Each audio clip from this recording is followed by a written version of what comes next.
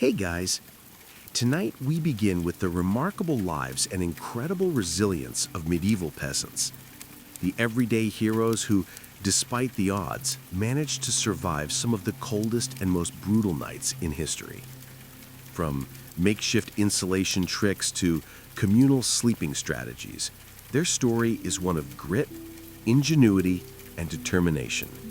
So before you get comfortable, take a moment to like the video and subscribe, but only if you genuinely enjoy what I do here. And let me know in the comments where you're tuning in from and what time it is for you. It's always fascinating to see who's joining us from around the world. Now, dim the lights, maybe turn on a fan for that soft background hum, and let's ease into tonight's journey together.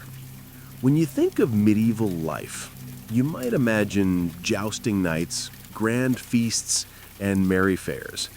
But for the average peasant, winter was less about merriment and more about how do we not die tonight? It wasn't just a season, it was a test of endurance that came around every year, like an especially cruel teacher who didn't believe in second chances. Picture this.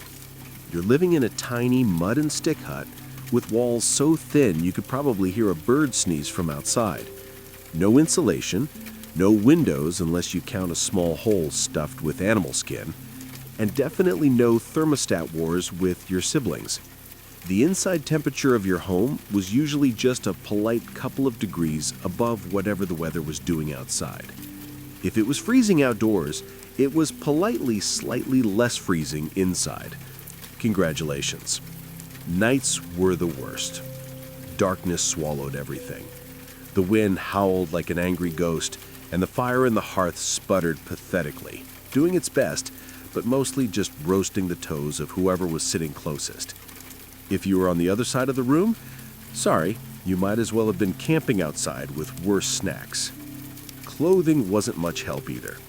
Peasants didn't own fancy fur coats or goose-down blankets. You had a couple of rough-spun wool tunics, maybe a cloak that smelled suspiciously of goat, and a hope that layering them would turn you into some kind of human onion. Spoiler, it didn't really work. And forget about snuggling under soft quilts. Beds were often nothing more than sacks stuffed with hay or straw, maybe with a few old rushes thrown in for good measure, and bonus, some fleas for extra company. Luxury. Thy name is medieval peasant life. The cold wasn't just uncomfortable, it was dangerous.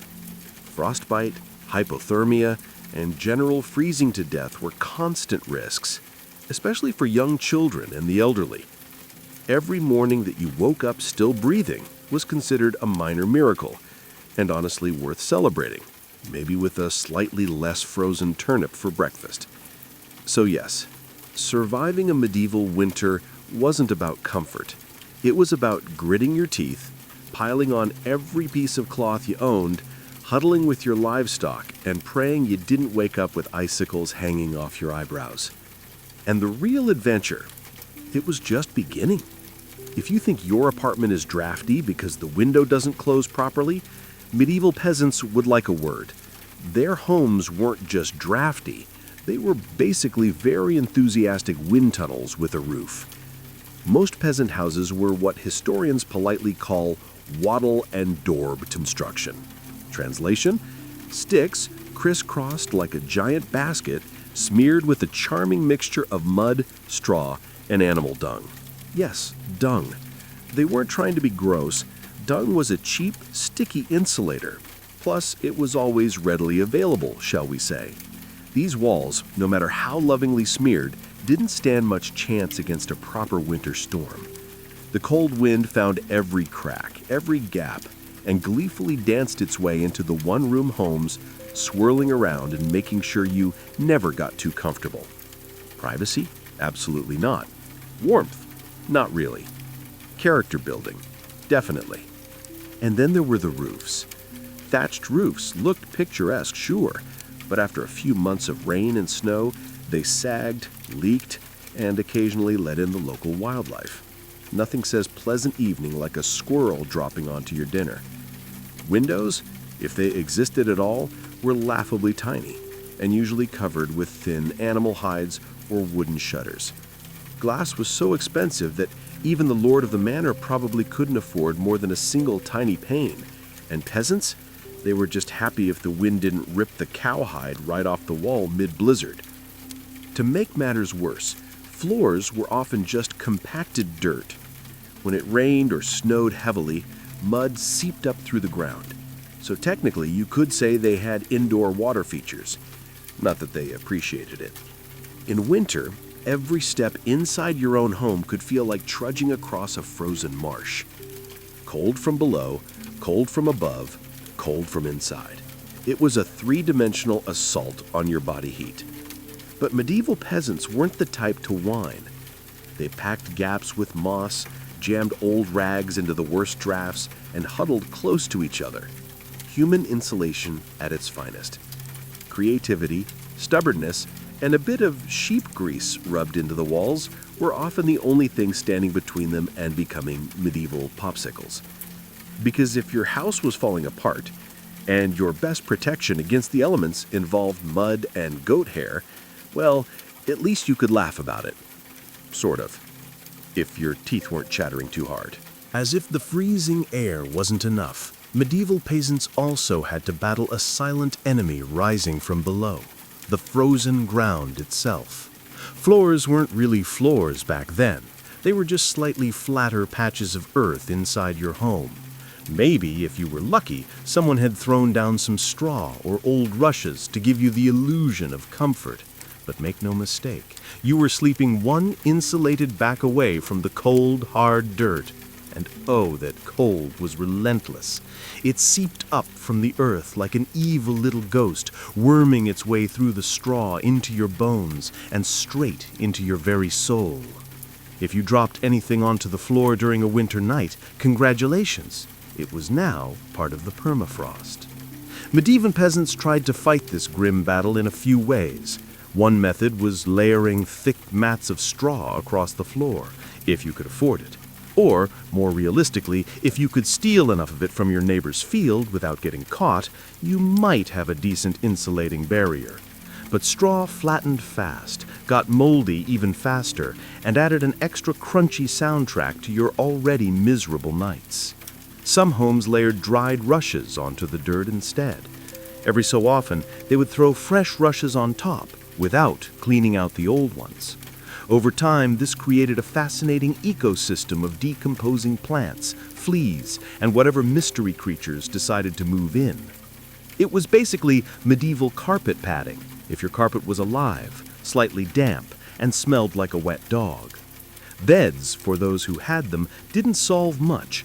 They were usually little more than wooden frames packed with, you guessed it, more straw or hay. Instead of cozy mattresses, you had poking, shifting, crunchy layers that did little against the cold radiating from below. Tossing and turning wasn't about comfort. It was a desperate, awkward dance to keep blood flowing and avoid freezing one side of your body. The truth is, medieval peasants didn't conquer the icy ground so much as learn to live uncomfortably above it. A good night's sleep wasn't about dreams or softness. It was about waking up with all your toes still attached.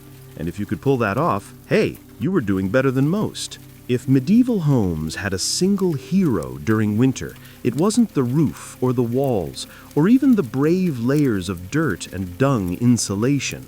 It was the hearth, a crackling, stubborn fire pit that served as the only real defense against the cold, the darkness, and the general gloom of medieval life. At the center of nearly every peasant home was a simple fire.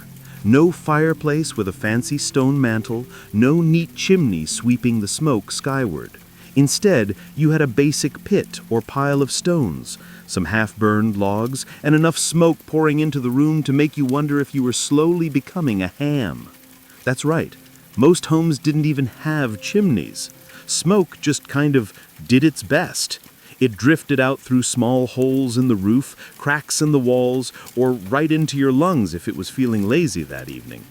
It wasn't ideal for breathing or your overall lifespan, but on the bright side, it did a great job of fumigating fleas and other unwanted guests. Who needs pest control when you're marinating in smoke 24/7? The hearth wasn't just about warmth. It was the kitchen, the light source, and sometimes even the medieval version of a television. People sat around the fire telling stories, gossiping, or just staring into the flames because, frankly, there wasn't much else to do after sunset. Keeping the fire alive wasn't just a nice idea, it was mandatory. Letting the fire die out at night was like putting up a sign for the cold to come in and finish you off. Plus, reigniting a fire in winter wasn't as easy as striking a match. You had to work with flint, steel, kindling, and more prayers than you'd ever offered before. Everyone in the family had a duty: stoking the flames, watching the embers, adding peat, sticks, or, if you were lucky, a precious piece of dry wood. It was a constant battle between human persistence and the smothering cold that wanted nothing more than to snuff you out. The hearth didn't guarantee survival, but without it, survival was downright impossible.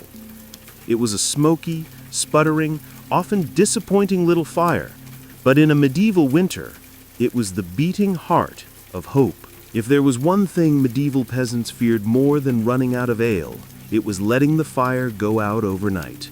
Without that warm, flickering lifeline, the cold would creep in faster than a tax collector after harvest.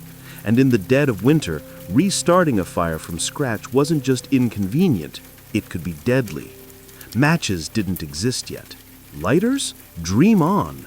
Rekindling a fire meant striking flint and steel together, praying for a single precious spark, and then coddling that spark with tender love and whatever dry kindling you hadn't already burned days ago. Imagine trying to do all this in the freezing dark, half asleep with frozen fingers. Now add a hungry wolf howling in the distance for extra motivation. So peasants got smart. They banked the fire. No, not in a cozy savings account. Banking meant carefully burying the embers under a mound of ash right before bed. The ash acted like a blanket, insulating the glowing coals and keeping them alive, just barely, until morning. If you did it right, you could stroll over at sunrise, poke the pile a little, add fresh wood, and voila, fire without the frostbite. But if you did it wrong, well, let's just say mornings got a whole lot colder and a whole lot grumpier. Fire banking was an art passed down from parent to child like a prized family recipe. Everyone had their own little secrets. Some said use dry ash only. Others insisted a bit of dampness was key. Some packed the embers tight, others let them breathe. You could practically start a medieval argument just by suggesting a better fire banking method. It was the ancient version of arguing over barbecue techniques, just with slightly higher survival stakes. Sometimes banking the fire wasn't enough. A howling wind might sneak through a crack and snuff it out anyway. Or a clumsy sheep might stumble into the hearth. Yes, it happened. That's why some families took turns getting up in the night to check the coals. Basically the medieval equivalent of sleepwalking to the thermostat.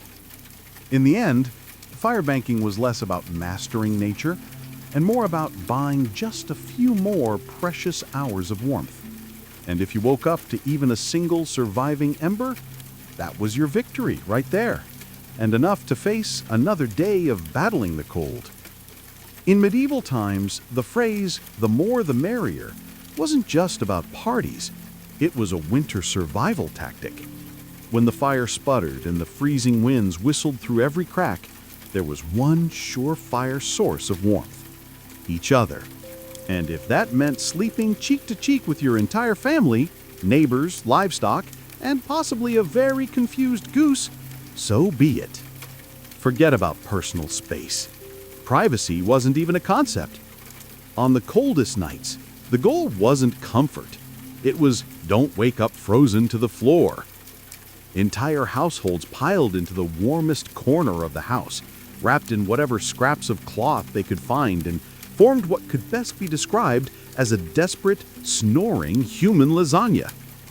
Younger kids squeezed in between parents. Grandparents snuggled under the outer layers, and if Cousin Ethel showed up unexpectedly, well, there was always room for one more. If you were lucky, you got to sleep in the middle, where body heat radiated from all sides. If you were unlucky, you were on the edge, the medieval equivalent of sleeping next to a meat locker. And woe to the person who moved too much during the night. You shift once to get comfortable, and suddenly you've knocked Aunt Morgid into the freezing draft by the wall. Congratulations, you're now the family villain. Sometimes even bedding was shared.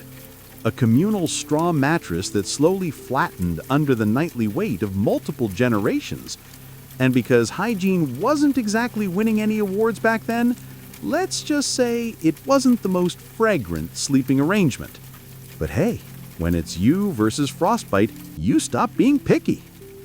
Body heat wasn't just nice, it was strategic. Some medieval guides even recommended deliberately arranging the strongest, warmest people on the outside of the group, like human shields against the cold. Babies and frail elders were tucked deep in the center, treated like the precious little heat generators they were. This wasn't just about survival, though. Over time, it became part of daily life, part of family bonding. Long winter nights huddled together led to storytelling, singing, and undoubtedly some very interesting conversations muffled under a shared wool blanket.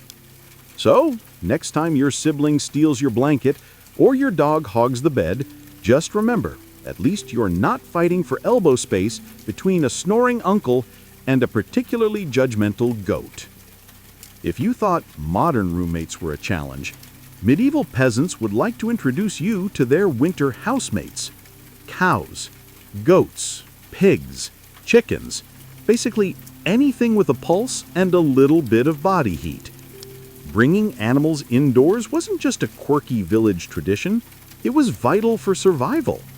Livestock generated warmth, and in a poorly insulated hovel where the wind howled louder than your stomach, every little degree mattered. Plus, if your goat shared a wall with you, it was slightly less likely to get stolen by a neighbor in the dead of night. 2 birds, 1 stinky stone. At night, the house became a chaotic living furnace. Chickens nested in corners, pigs snorted near the hearth, and cows lounged luxuriously against the walls, chewing cud like they paid rent. It wasn't glamorous. Far from it. If you've ever been stuck in a car on a summer road trip with someone who forgot to shower, imagine that, but it's a cow. It's winter, and there's literally nowhere else to go. The smells? Legendary. By springtime, the perfume of a shared winter was something fierce. You didn't need to light a candle. Your nostrils were already on a wild ride. But medieval peasants developed a selective nose.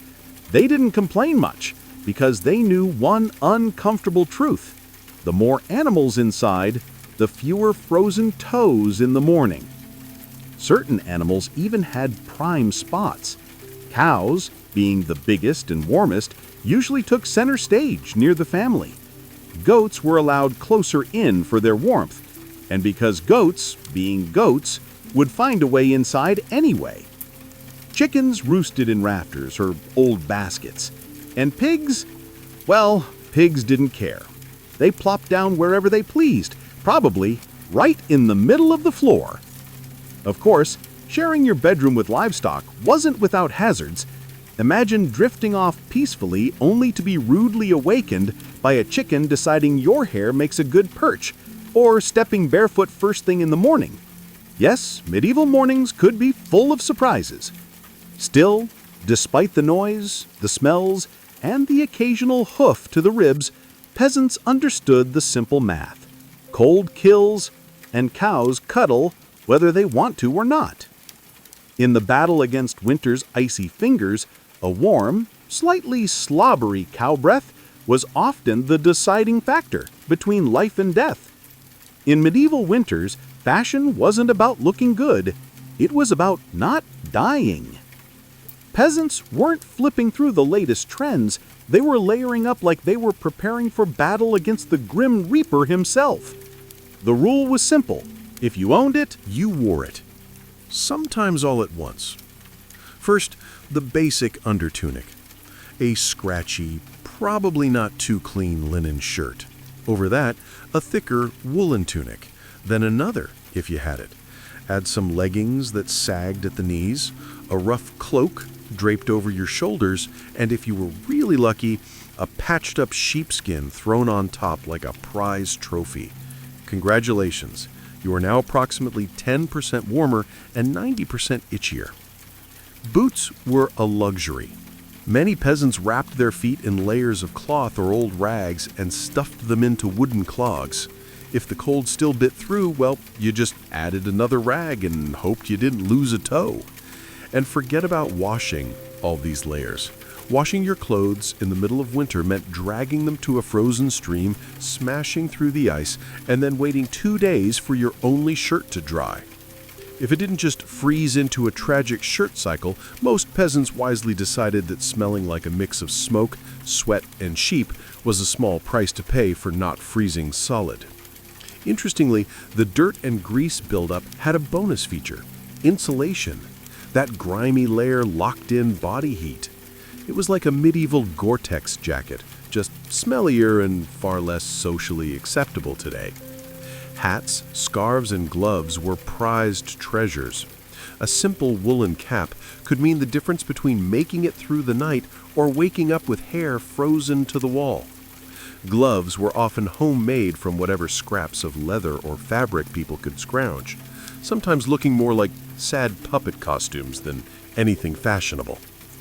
Children were especially swaddled until they resembled overstuffed turnips waddling awkwardly around the house. The goal was to trap as much precious body heat as possible. Style? Elegance? Never heard of them. Warmth was the real medieval flex. So, the next time you complained about layering up for a chilly day, just remember, medieval peasants walked around wearing half their wardrobe at once, looking like lumpy laundry bags and counting themselves lucky for it. In the medieval peasant playbook, dirt wasn't just something you scrubbed off, it was practically a survival tool. As it turns out, getting grimy wasn't a sign you'd given up on life. It was tactical, strategic, dare we say genius. See, winter posed a very specific problem: heat loss. Clean clothes, especially freshly laundered linen, were surprisingly terrible at keeping you warm. They were breathable, sure, but when the air temperature hovered somewhere between hypothermia and instant regret, breathable wasn't exactly a selling point. That's where dirt came in. As peasants trudged day after day without washing their clothing, layers of grime, natural body oils, and good old-fashioned mud began to build up on their tunics, cloaks, and leggings. Over time, this natural armor clogged the tiny gaps in the fabric, making clothes more wind-resistant. It was like medieval weatherproofing, just smellier. Sure, you smelled like a goat who lost a bet, but guess what? You were warm. In fact, some medieval folks believed that washing yourself too often in winter could actually make you sick. Better to keep that protective holy filth barrier intact. Bathing was rare, laundry even rarer, and soap, when it existed, was reserved for serious occasions like when the bishop showed up, or maybe right before you died. Adding to the strategy, peasants layered their clothes without changing the ones underneath. You just threw your new layer on top of last month's tunic. Eventually, you became a walking museum of the past 6 weeks. Every stain telling the heroic story of that one time I slipped in the mud but didn't die. To outside observers, medieval peasants might have looked and smelled like they had completely given up on hygiene, but the peasants knew better. That grimy, crusty tunic was a thermal shield against death by frostbite. It wasn't glamorous, but neither was freezing to death because you wanted to smell like flowers. Besides, in a world where literally everyone stank to high heaven, you weren't offending anyone. Nose blindness was practically a way of life. So yes, in medieval winters, filth wasn't failure. It was fashion. It was function. And if you had a thick, greasy outer layer by February, you, my friend, were winning at life. If you thought medieval peasants spent their winters tucked into plush feather beds with embroidered quilts, think again. The reality was a bit more rustic. And by rustic, I mean let's sleep on a pile of dead plants and hope for the best. Beds in the medieval peasant world were usually a rough wooden frame, if you could afford one, covered with a big sack stuffed full of straw, hay, or old rushes. That's it. No memory foam, no orthopedic support, no five-star hotel experience, just a crunchy, lumpy, slightly pokey mess that smelled faintly of barnyard and regret. Every toss and turn in the night brought a delightful soundtrack of crinkling straw and the occasional sharp jab from a rogue stalk. Some peasants even skipped the wooden frame altogether and just threw the straw straight onto the dirt floor, creating a luxurious groundal sleeping experience that modern influencers would probably rebrand as earth-connected slumber. The straw mattresses weren't just uncomfortable, they were temporary. Over time, the straw flattened, grew moldy, attracted bugs, and generally turned into a biological hazard zone. Changing the straw was a big event, usually done a few times a year if you were diligent, or whenever your bed started actively moving without your permission. Rushes were a popular alternative.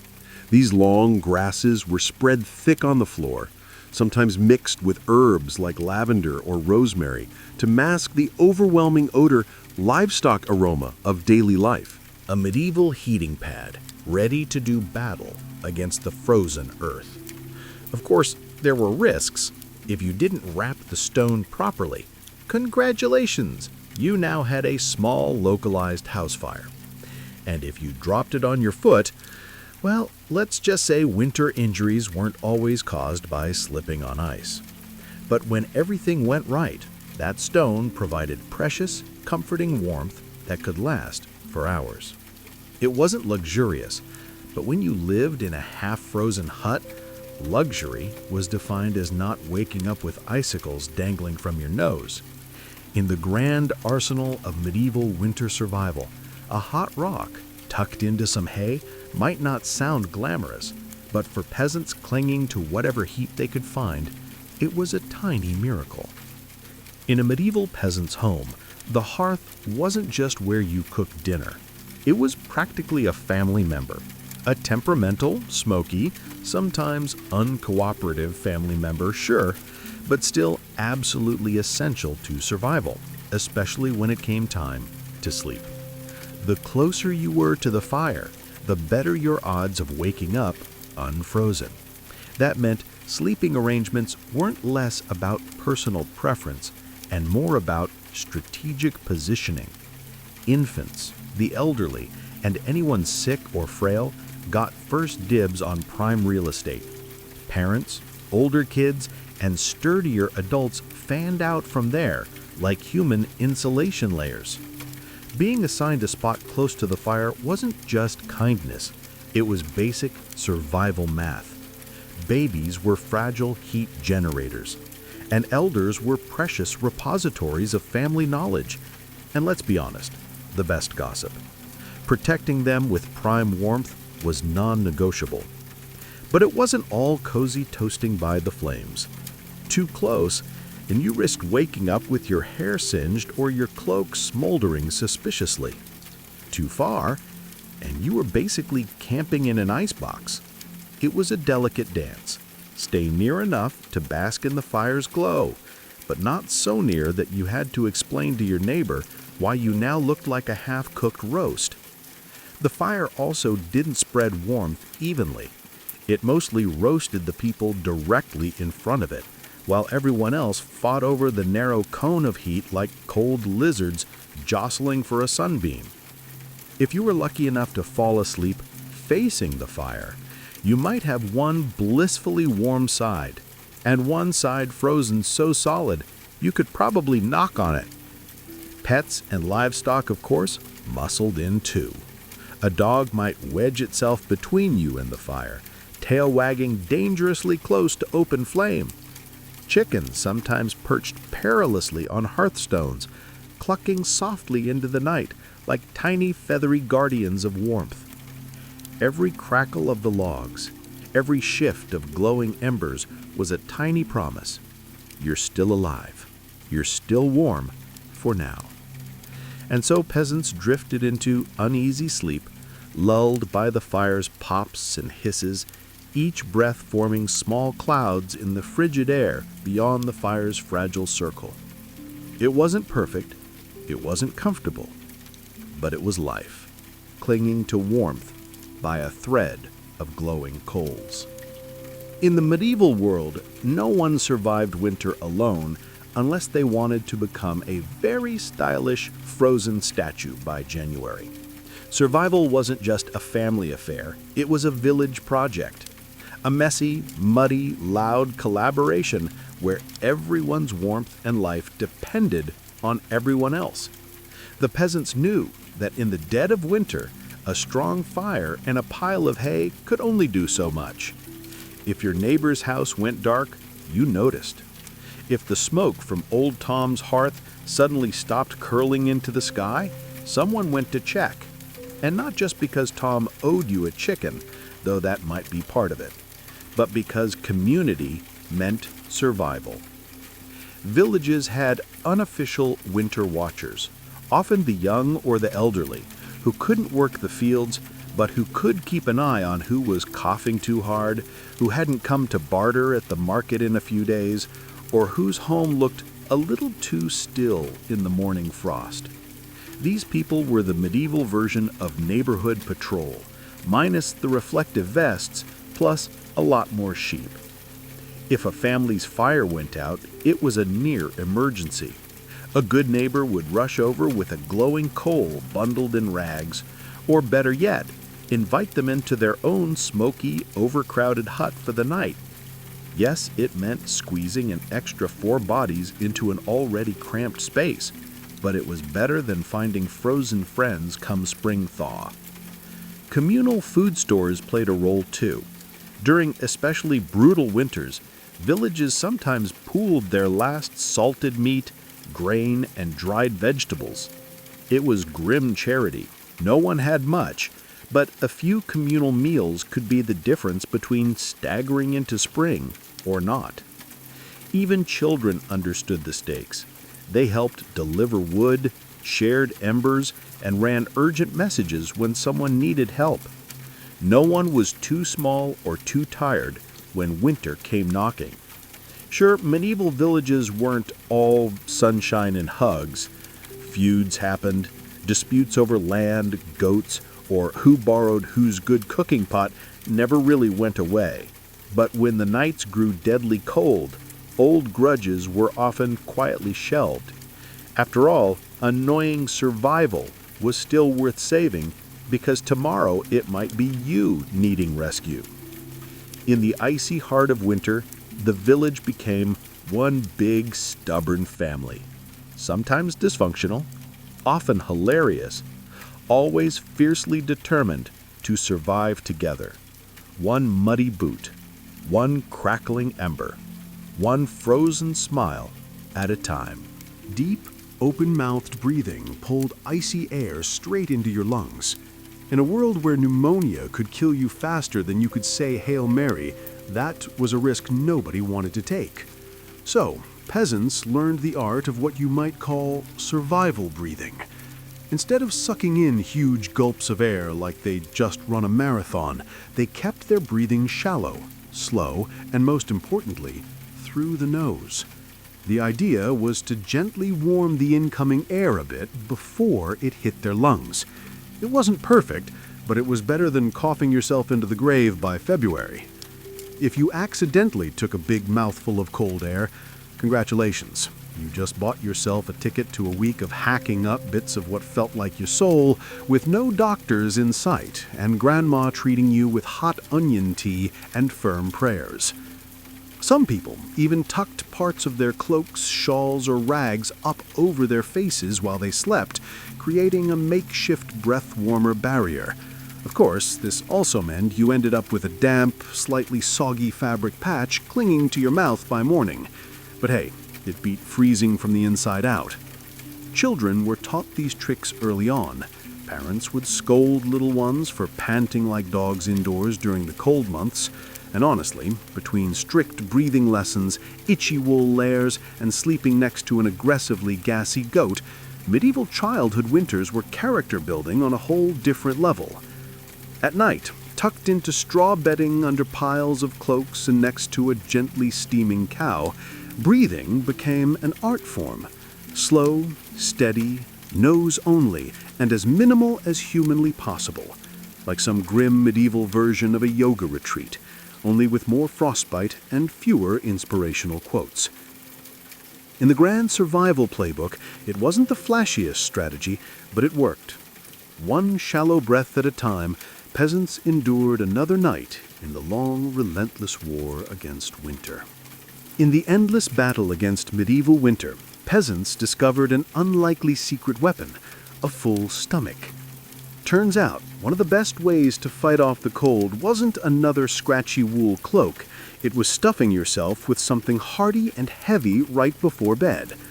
Calories meant warmth. The more your body had to digest, the more it heated itself up doing the work. It's basic medieval thermodynamics. Eat a heavy meal, generate internal heat, and maybe, just maybe, survive until morning without turning into a peasant-shaped popsicle. So, what did medieval peasants pile onto their plates before a long freezing night? Think thick stews, heavy with root vegetables like turnips, onions, and parsnips. Grains were lifesavers too. Oat porridge, barley gruel, or dense, chewy rye bread. If you were especially lucky, say after a festival day or a generous slaughter, you might even get a hunk of salted pork or a slice of dried sausage thrown into the pot. This wasn't comfort food in the Instagram sense. No delicate presentation, no artisanal garnishes. It was one enormous, vaguely brown meal designed to sit in your gut like a friendly brick, slowly burning through the night and keeping you just a little bit warmer. It wasn't just about eating a lot, it was about eating smart. Foods that took longer to digest provided a slow, steady trickle of warmth. Fatty foods were particularly praised, not just for the energy they provided, but because fat burns slower than lean meat. A heavy belly of stew, bread, and a questionable amount of lard, peak medieval winter luxury. Parents made sure even the pickiest children ate heartily. Nobody cared if little Thomas didn't like turnips. You ate the turnips, or you shivered through the night thinking about how much you missed the turnips. Harsh but effective parenting, medieval style. Of course, heavy nighttime eating came with its own hazards. You might be warmer, but you were also risking a night of vivid, bizarre dreams fueled by a stomach trying desperately to process an entire field's worth of cabbages. Was it worth it? Absolutely, because in the end, peasants weren't aiming for a Michelin star meal. They were aiming to survive. And if that meant going to bed full, bloated, and breathing gently through your nose next to a steaming cow, well, that was just another night in the ongoing quest to see another frosty sunrise. Long before electric blankets and fancy heated mattress pads, medieval peasants had to get creative if they wanted a little extra warmth at bedtime. And that's how the humble haybox and the ever-glamorous heated stone became winter's unsung heroes. Let's start with the haybox. It sounds rustic, and it absolutely was, but the idea was pure genius. Peasants would take a sturdy wooden box, line it thickly with hay, and use it to store food that had been cooked earlier, keeping it warm for hours. Leftover stew, hot porridge, toss it into the haybox, cover it up, and it stayed hot enough for a late-night snack without needing to risk reigniting the fire. Medieval slow cookers, basically. But peasants didn't just stop at food. They realized if hay could trap the heat from a stew pot, it could also trap the heat from something even better: rocks. Enter the era of the heated stone. Before heading to bed, someone, probably whichever unlucky child lost the family argument, would grab a flat stone and chuck it into the heart of the hearth fire. After roasting it until it was nearly too hot to touch, a fine line between helpful and third-degree burn, they'd fish it out using a stick or some old tongs. The stone, still radiating blissful warmth, would be carefully wrapped in rags, tucked into an old piece of cloth, or jammed into a clay pot, then slipped under the hay in the mattress or down at the foot of the bed. When medieval peasants faced the merciless cold of winter, they didn't just pile on cloaks or stoke the fire. They prayed a lot. Because when the wind howled like wolves outside your paper-thin walls and the fire shrank into sullen embers, you wanted every possible advantage, including a little divine intervention. Fresh rushes smelled lovely for about a day. After that, they became part of the muddy, trampled landscape inside the house, blending seamlessly with dirt, food scraps, and whatever else wandered in. And let's not forget the bedfellows. Fleas, lice, and other charming critters loved straw bedding almost as much as the peasants did. If you woke up scratching more than you slept, congratulations! You were living the authentic medieval experience. Despite the hardships, these humble beds were lifesavers. Piles of straw provided a crucial insulating layer against the frozen earth, and clumping together atop them created pockets of shared body heat. Medieval central heating at its finest. So, next time you sink into your soft, supported mattress, just remember, somewhere out there, a medieval peasant is looking down at you from history, grinning through a mouthful of missing teeth and saying, "Must be nice." When you live in a house made of sticks, mud, and optimism, you quickly learn that winter breezes aren't just a nuisance, they're personal attacks. Medieval peasants didn't just battle the cold from the outside.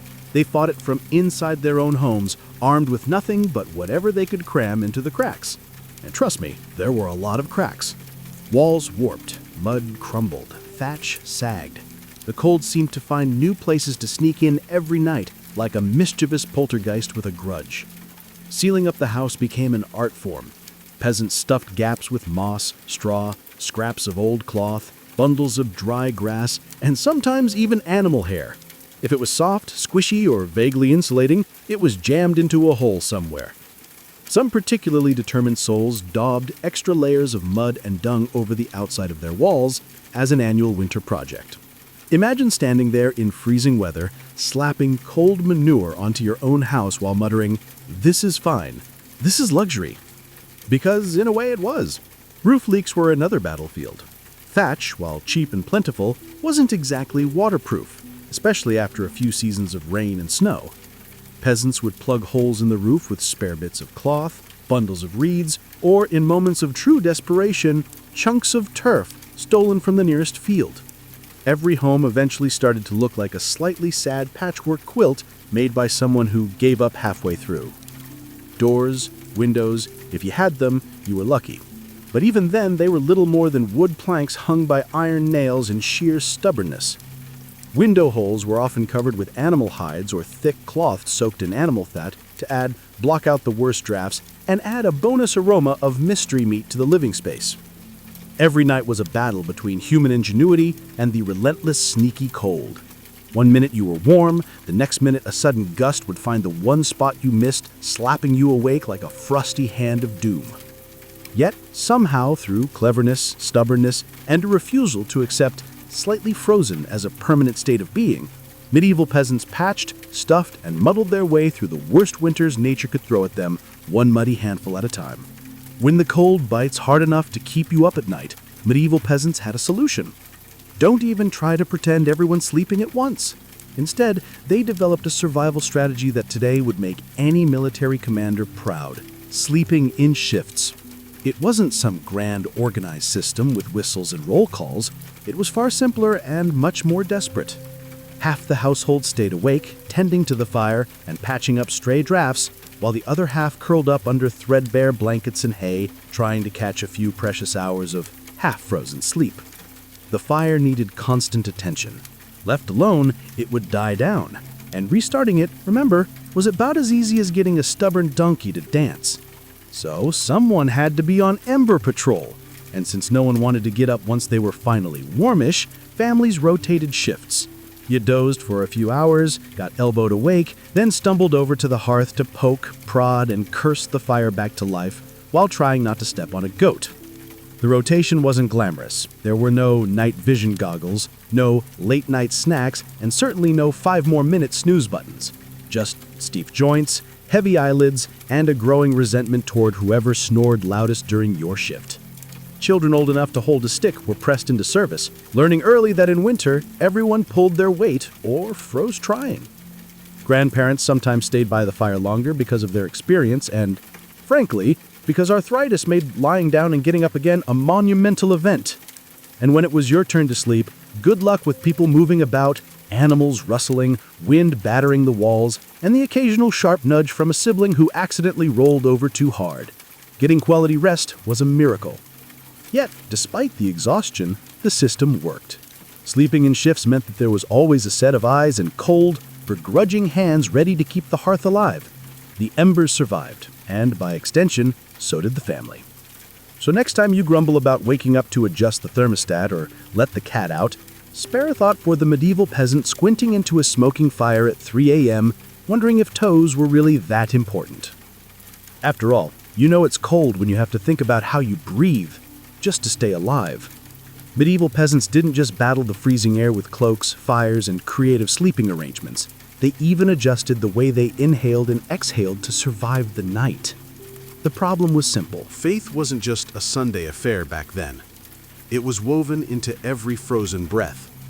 Before crawling under layers of straw and scratchy wool, families would kneel together, offering up hurried prayers to keep the fire burning, the roof intact, and their toes attached by morning. Saints became more than distant holy figures. They were winter's front-line defense. Semei, for instance, was called upon to protect against throat ailments. Not a minor concern when one mouthful of icy air could land you coughing up your soul. St. Nicholas wasn't just the jolly gift-giver of later legend. He was also asked to protect households from sudden ruin during the lean, deadly months. Superstitions wrapped themselves snugly around daily survival. Some families sprinkled a little holy water near the hearth before sleeping, hoping it would protect against evil spirits, or at the very least mischievous drafts. Others marked doorways with blessed chalk after certain feast days, pleading for warmth and luck to find their way inside. Candles played a role too. Special vigil candles, often blessed by the local priest or the most pious old woman in the village, were sometimes kept burning throughout the night, a flickering plea against the cold darkness clawing at the walls. And of course, no serious winter prayer session was complete without a few promises. Dear Lord, if you just get us through this night, I swear I'll be kinder to my neighbor, even the one who keeps stealing our turnips. Faith wasn't some abstract comfort. It was a daily, urgent conversation. The peasants weren't asking for luxury, just survival. A little heat, a little food, and one more day to muddle through until spring broke the frozen grip on their tiny villages. It was simple, raw hope, whispered into the smoky rafters, tangled in breathless prayers and tucked under itchy blankets that somehow carried them through the endless, merciless nights of winter. For all the ingenuity, prayers, and stubbornness medieval peasants threw at winter, the truth was chilling. Sometimes it wasn't enough. And when winter won, it didn't just take a few unlucky souls. It took entire families, whole villages, vanishing them into silence beneath a heavy shroud of snow and ice.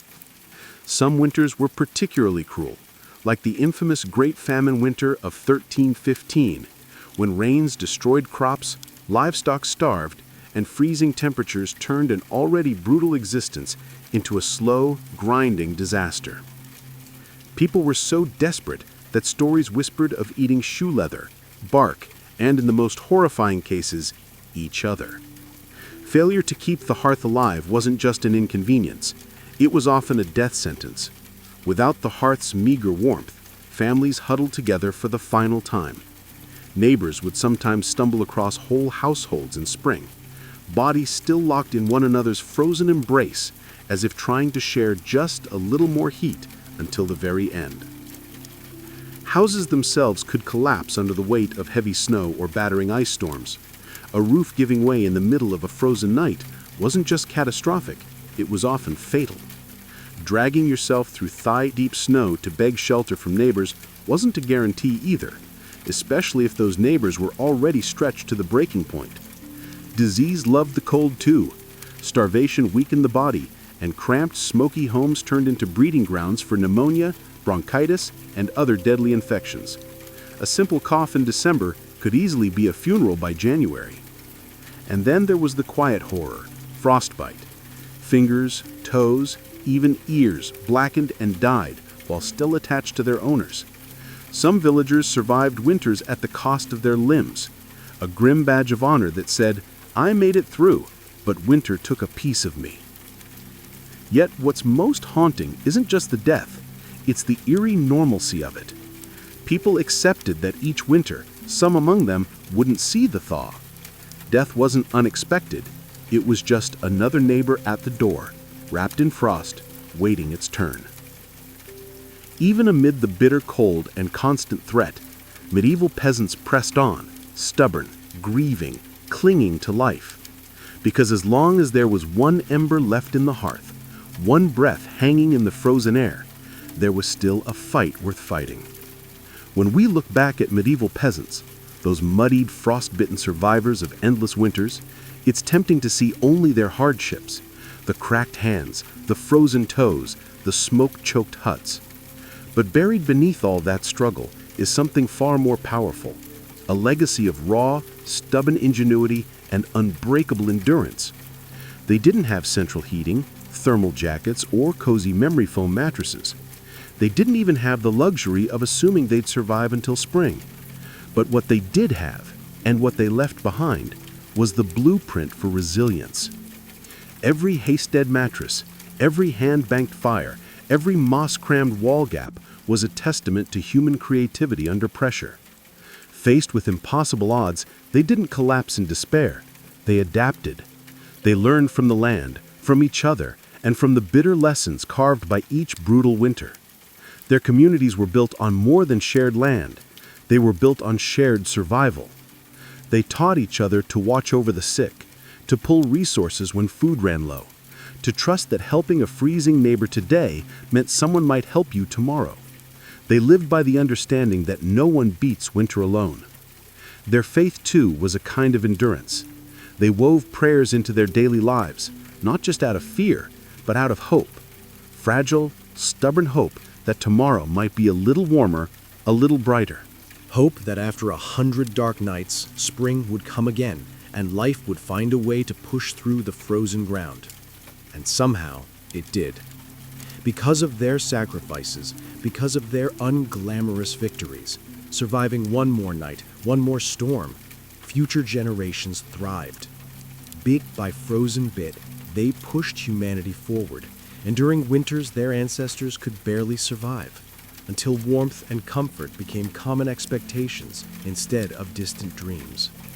Their blood, sweat, and ingenuity are stitched invisibly into the lives we live now. Every cozy blanket, every warm house, every lazy winter evening spent sipping tea under soft lights. All of it is the end result of countless medieval peasants refusing to give in to the cold.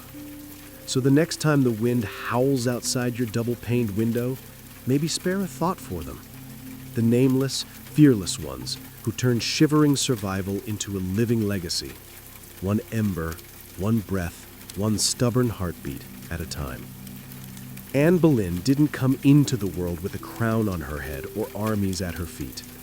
Born around 1501, likely at Blickling Hall or He Castle, she was the daughter of Thomas Boleyn, an ambitious diplomat, and Elizabeth Howard, a noblewoman with powerful family ties. In the grand scheme of Tudor society, Anne's birth barely stirred a ripple. Yet, from these modest beginnings, something extraordinary was taking root, a life that would one day tilt the course of English history.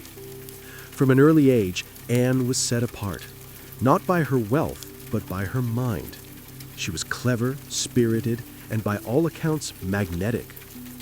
Recognizing her potential, her family sent her abroad to the continent, where her education truly began. First, she served Margaret of Austria in the glittering court of the Netherlands, an experience few English girls could dream of. There, Anne absorbed the art of diplomacy, refined manners, and the subtle dance of European politics. But it was in France that Anne's brilliance was truly polished. She spent years in the sophisticated courts of Queen Claude and Queen Marguerite of Navarre, learning the language of influence, elegance, flirtation, wit. While other young women perfected their embroidery, Anne mastered conversation, intrigue, and the art of commanding attention without ever seeming to seek it. By the time she returned to England in the early 1520s, Anne was something rare, a woman who could rival the sophistication of continental courtiers while carrying the ambition of a rising English house. She wasn't a classic beauty, even her admirers admitted as much, but she was arresting. Dark eyes that sparked with intelligence, a quick musical voice, a way of moving that suggested purpose just barely concealed beneath layers of courtly grace. Anne didn't just enter rooms, she changed their gravity. At a time when a woman's fate was often sealed by birth and marriage, Anne refused to drift quietly into obscurity. She had seen the power that charm and intellect could wield in foreign courts, and she intended to use that knowledge at home. Anne Boleyn was still a young woman then, clever, ambitious, untested, but history was already beginning to stir around her. The girl who returned to England was no longer just Thomas Boleyn's daughter. She was a player in a larger game, one that would soon engulf the crown itself. When Anne Boleyn returned to the English court, she was unlike anyone the nobility had ever seen. In a world full of pale-faced, modest English roses, Anne was a thunderstorm, electric, unpredictable, impossible to ignore. Her dark hair, bold eyes, and quick, sharp wit set her apart from the gentle, obedient ladies who filled the court of King Henry VIII. At first, she played the role expected of her, a maid of honor to Queen Catherine of Aragon. But even in the Queen's shadow, Anne's presence flickered like a candle too bright to snuff out. She danced gracefully, spoke French with the ease of a native, and laughed with a confidence few women dared display. Men noticed. Women gossiped. The court buzzed quietly about the striking Berlin girl.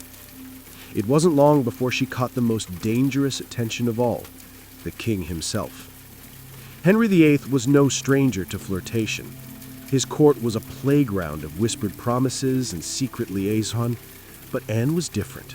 She didn't swoon at his compliments or fall eagerly into his arms like so many others had.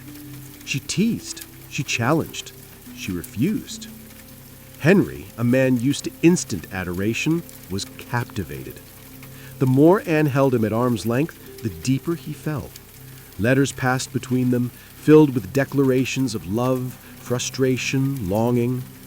Henry offered her the role of royal mistress, the most powerful, unofficial position at court. Anne, astonishingly, said no. She would not be just another conquest, a forgotten mistress lost to time. If Henry wanted her, he would have to make her his wife. It was a gamble so audacious that it stunned the court. After all, the king was already married. His queen, Catherine, was beloved by the people and fiercely protected by her nephew, the Holy Roman Emperor. The church itself would have to be defied for Henry to claim Anne. But Anne didn't flinch. She had lived in the courts of Europe where queens wielded soft power from behind soft lace fans and painted smiles. She knew ambition was a dangerous game, but it was a game she intended to win. Standing in the candlelit halls of the English court, Anne Boleyn made her choice, not to be merely admired, but to change her destiny and England's forever. What began as an intense flirtation between King Henry VIII and Anne Boleyn soon spiraled into a national crisis. Henry wasn't merely besotted, He was obsessed, and in his obsession, he was willing to tear apart everything England had known for centuries. The king's desire to marry Anne hit a small snag. Namely, he was already married to Queen Catherine of Aragon. Catherine, dignified and resilient, refused to quietly step aside.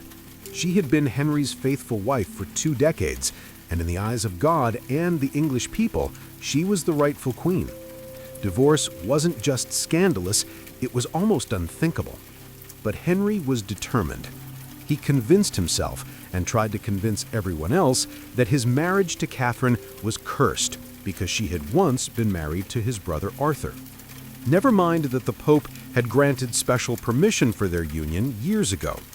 Henry now insisted that his soul was damned unless he annulled the marriage. Anne, for her part, knew better than to appear too eager. She kept herself just out of reach, alternately encouraging Henry's hopes and maintaining her distance. Every glance, every word was measured. She wasn't merely aiming for marriage, she was positioning herself to become Queen of England. The court erupted into whispers and factions. Some noble families eagerly courted Anne's favor, seeing the winds of power shifting. Others clung fiercely to Queen Catherine, horrified at the idea of Anne replacing her. Diplomats wrote desperate letters back to Rome. Foreign monarchs threatened retaliation. Henry's own advisors shifted uneasily, sensing the ground trembling beneath their feet. As months turned into years, Henry's frustration grew. He bombarded the Pope with petitions, maneuvered his lawyers into finding loopholes, and slowly began to realize that the Church would not bend easily. Catherine had powerful allies, including her nephew, Emperor Charles V, the most powerful man in Europe. Still, Henry pressed on, defying advice, tradition, and increasingly the law itself. His courtship with Anne had become something far greater than personal desire. It was now a challenge to the very structure of England's political and religious life. Anne wasn't just capturing a king's heart, she was dragging an entire kingdom into uncharted waters. A dangerous game had begun, and there could be no turning back. After nearly 7 agonizing years of maneuvering, scandal, and diplomatic chaos, Anne Boleyn's gamble paid off. In January 1533, she secretly married Henry VIII, a bold move given that he was technically still married to Catherine of Aragon in the eyes of the Pope and much of Europe. By June, Anne was crowned Queen of England in a lavish ceremony at Westminster Abbey. It should have been the crowning moment of her life, but the atmosphere was far from universally joyful. The people of London watched with weary eyes. Some cheered, others muttered prayers for Queen Catherine. Many wondered if this new queen, with her French manners and daring spirit, was a blessing or a curse. Anne entered her queenship not as a beloved figure, but as a storm. Unlike Catherine, who embodied traditional English values of humility and piety, Anne was dazzling, provocative, and politically savvy. She wore bold colors, commanded the court with sharp intelligence, and made powerful enemies with breathtaking speed. Her position, while seemingly secure, was also terrifyingly precarious. Everything rested on one thing: providing Henry with a male heir. Anne knew this as keenly as anyone. She was not merely Henry's lover anymore, she was the hope of a dynasty. Early in her pregnancy, Anne and Henry were elated, certain the child would be a boy. But in September 1533, Anne gave birth to a daughter, Elizabeth. To Anne's credit, she masked her crushing disappointment with grace, insisting the next child would surely be a son. Henry, however, was less composed. His eyes, once full of adoration, now flickered with doubt. Still, for a time, Anne's star burned brightly. She reshaped the English court in her image, elevating her family to unprecedented heights and becoming the first queen in English history crowned with the sacred oil usually reserved for kings. Her influence was vast. Foreign ambassadors sought her favor. Couriers reshuffled alliances to be in her good graces. The once obedient Henry began moving England officially away from Rome, creating the Church of England with himself at its head, all so that Anne's crown could not be questioned. Yet even in her triumph, dark clouds gathered. Friends whispered behind their hands. Rivals circled, waiting. And Henry, fickle and restless, was already beginning to look beyond the brilliant woman who had rewritten the kingdom for him. Anne had won the throne, but keeping it would demand more than charm, ambition, or even love. Anne Boleyn had climbed higher than almost any woman of her time, but the higher you rise, the harder the fall. Almost from the moment she placed the crown on her head, the cracks in her world began to show. At the heart of Anne's struggles was the pressure to produce a male heir. Her first child, Elizabeth, though bright and healthy, was not the son Henry V had hung his dynastic hopes upon, and the clock was ticking. Anne suffered multiple pregnancies in quick succession, but heartbreak followed, miscarriages that left her physically weakened and emotionally battered. Each lost child chipped away at the foundation she had built. Henry, once passionately devoted, began to pull away. His eyes, once full of adoration, now flickered with doubt. Anne, never one to suffer in silence, argued, demanded, fought to keep her place. But Henry, a man who prized obedience as much as beauty, grew tired of her sharpness, her defiance, the very fire that had once drawn him in. Outside the royal chambers, enemies were gathering like wolves. Many nobles who had tolerated Anne's rise with gritted teeth now openly schemed for her downfall. Catherine of Aragon's supporters never forgave Anne for what they saw as theft and sacrilege. Even commoners whispered against her, calling her the Great Whore, blaming her for the schism with Rome and the heavy-handed changes that followed. And then came Jane Seymour, quiet, demure, everything Anne was not. Jane captured Henry's wandering attention just as Anne's influence began to wane. Where Anne had dazzled him with brilliance and challenge, Jane offered soothing compliance. It was a dangerous shift, and Anne, perceptive as ever, saw it happening. She tried to reclaim her position, lavishing attention on Henry, promising more sons, begging for patience. But the king, ever fickle, had already begun imagining life without the woman for whom he had once torn a kingdom apart. Anne's political enemies, including Thomas Cromwell, once her ally, sensed the changing tide.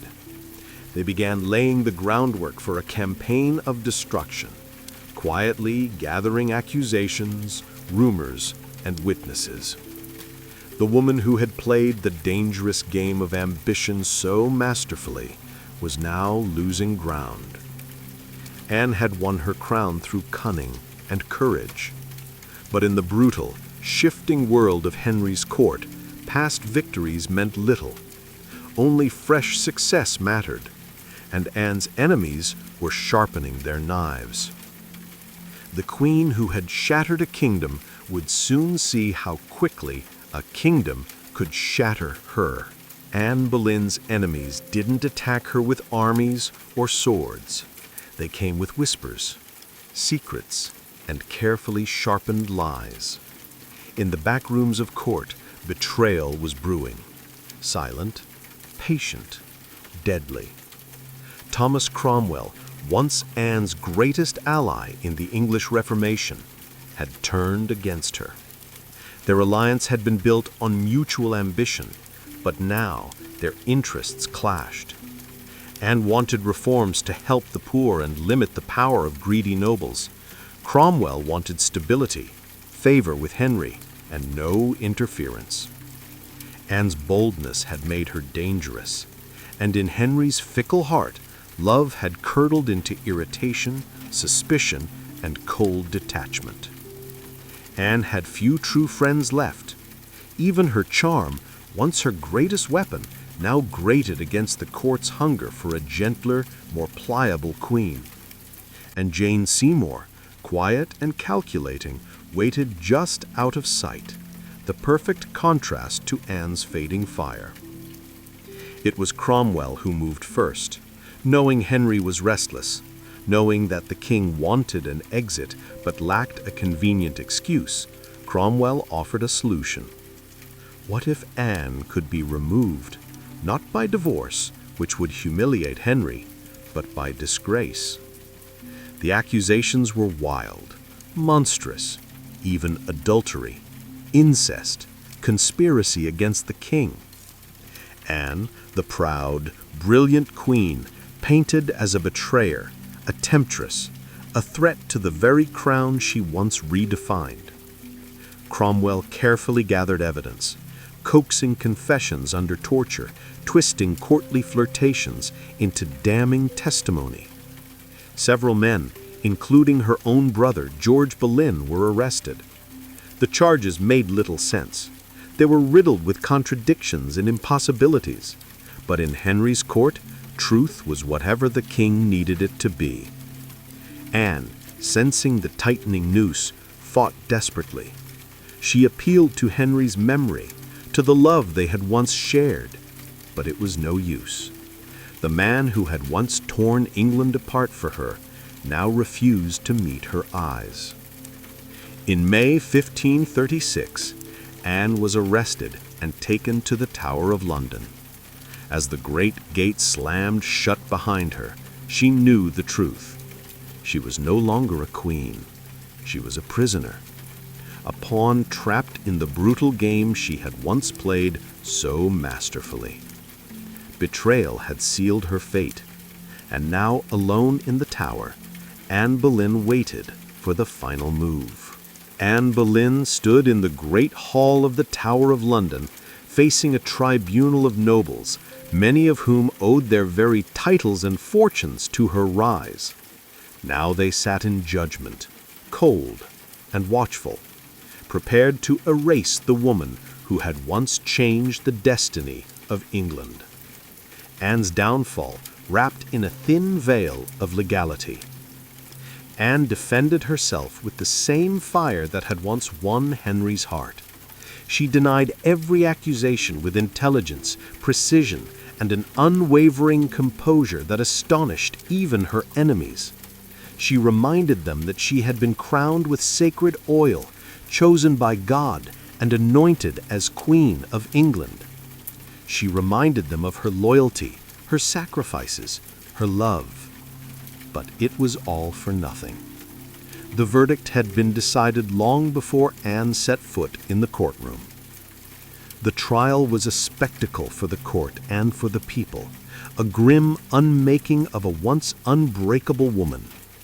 Witness after witness, many coerced or bribed, spoke damning words. Dates and places contradicted each other. Evidence was flimsy when it existed at all. But the truth was irrelevant now. Anne was found guilty. Her brother, George Boleyn, and the other men accused with her were sentenced to death as well. Anne would be executed by beheading, a merciful sentence compared to the usual traitor's death of hanging, drawing, and quartering. When the verdict was read, Anne did not break. She stood tall, her face pale, but her spirit fiercely intact. In those final moments before being led back to her cell, she spoke clearly, declaring that she was prepared to die and prayed that God would have mercy on her soul. As the heavy doors of the hall closed behind her, the court exhaled in relief. The storm Anne had been, brilliant, dangerous, unforgettable, was nearly over. But even then, they did not understand. They were not erasing Anne Boleyn. They were immortalizing her in betrayal, in tragedy, and in legend. After her trial, Anne Boleyn was returned to the Tower of London, not as the triumphant queen who had once commanded England, but as a condemned prisoner awaiting death. Yet even facing the end, Anne refused to crumble. In the cold, echoing halls of the tower, Anne prepared herself. She spent hours in prayer, kneeling on the hard stone floors, her hands clasped tightly, her voice steady. She confessed to no crimes because she believed she had committed none. She was not afraid to die, she said, but she prayed that her death would bring peace to the kingdom and perhaps mercy to her little daughter, Elizabeth. Her ladies-in-waiting, those few who had stayed loyal, wept in private. Anne comforted them instead of the other way around. She joked bitterly at times that she would be remembered as a queen who had lost her head. In her dark humor was the stubborn spark that had made her unforgettable. Henry VIII, meanwhile, showed no sign of mercy. He had already turned his attention to Jane Seymour. Even before Anne's execution date was finalized, Henry was arranging his next marriage. For Anne, this final betrayal from the man who had once torn down a kingdom for her must have been the deepest cut. On May 18th, 1536, Anne was told she would die the next morning. She slept little that night. Instead, she spent her final hours in prayer, asking God for forgiveness for all who had wronged her, and perhaps for herself, for the ambition and pride that had led her here. Henry, with a flicker of royal kindness, had arranged for a French swordsman to carry out the execution. Faster, cleaner, less brutal than an axe. It was a small mercy bought perhaps more for the king's conscience than for Anne's comfort. At dawn, Anne dressed carefully for her final moment. A dark gray gown of damask trimmed with fur, a crimson kirtle beneath, colors of dignity, of sacrifice. She pinned up her dark hair and tucked it beneath a simple cap, ready to face the blade with grace. As the tower's cold morning mist curled around the courtyard stones, Anne Boleyn, queen, mother, survivor, fighter, stepped forward. There would be no tears, no pleas, only a final act of courage in the face of history's judgment. Her end was near, but her story was just beginning. On the morning of May 19, 1536, Anne Boleyn ascended the scaffold built within the Tower of London's walls. A small crowd gathered, courtiers, guards, a few witnesses, all wrapped in silence, as if even the stone walls held their breath. Anne stood tall, her gray gown fluttering slightly in the cold morning breeze. She looked thinner than she had at court, her face pale but calm. There were no hysterics, no broken sobs.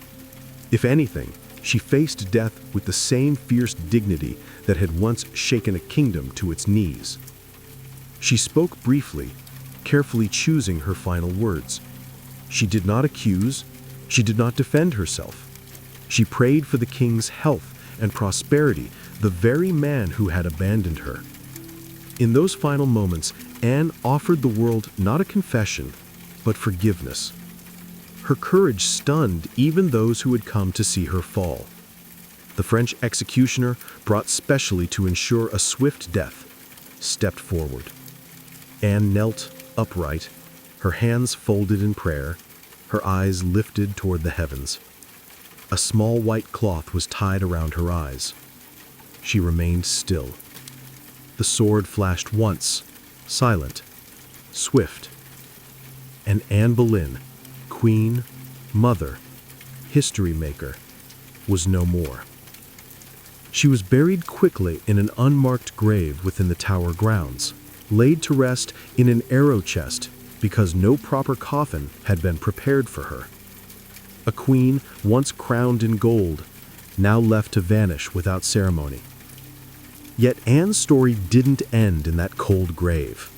Her daughter, Elizabeth, the child whose birth had once disappointed a king, would rise to become one of the greatest monarchs in English history. Elizabeth I, the Virgin Queen, whose reign would see the flowering of English art, power, and global influence. A queen who inherited her mother's fierce spirit, sharp mind, and unyielding resilience. Anne Boleyn changed the course of England forever. Her ambition helped trigger the break with Rome and the birth of the Church of England.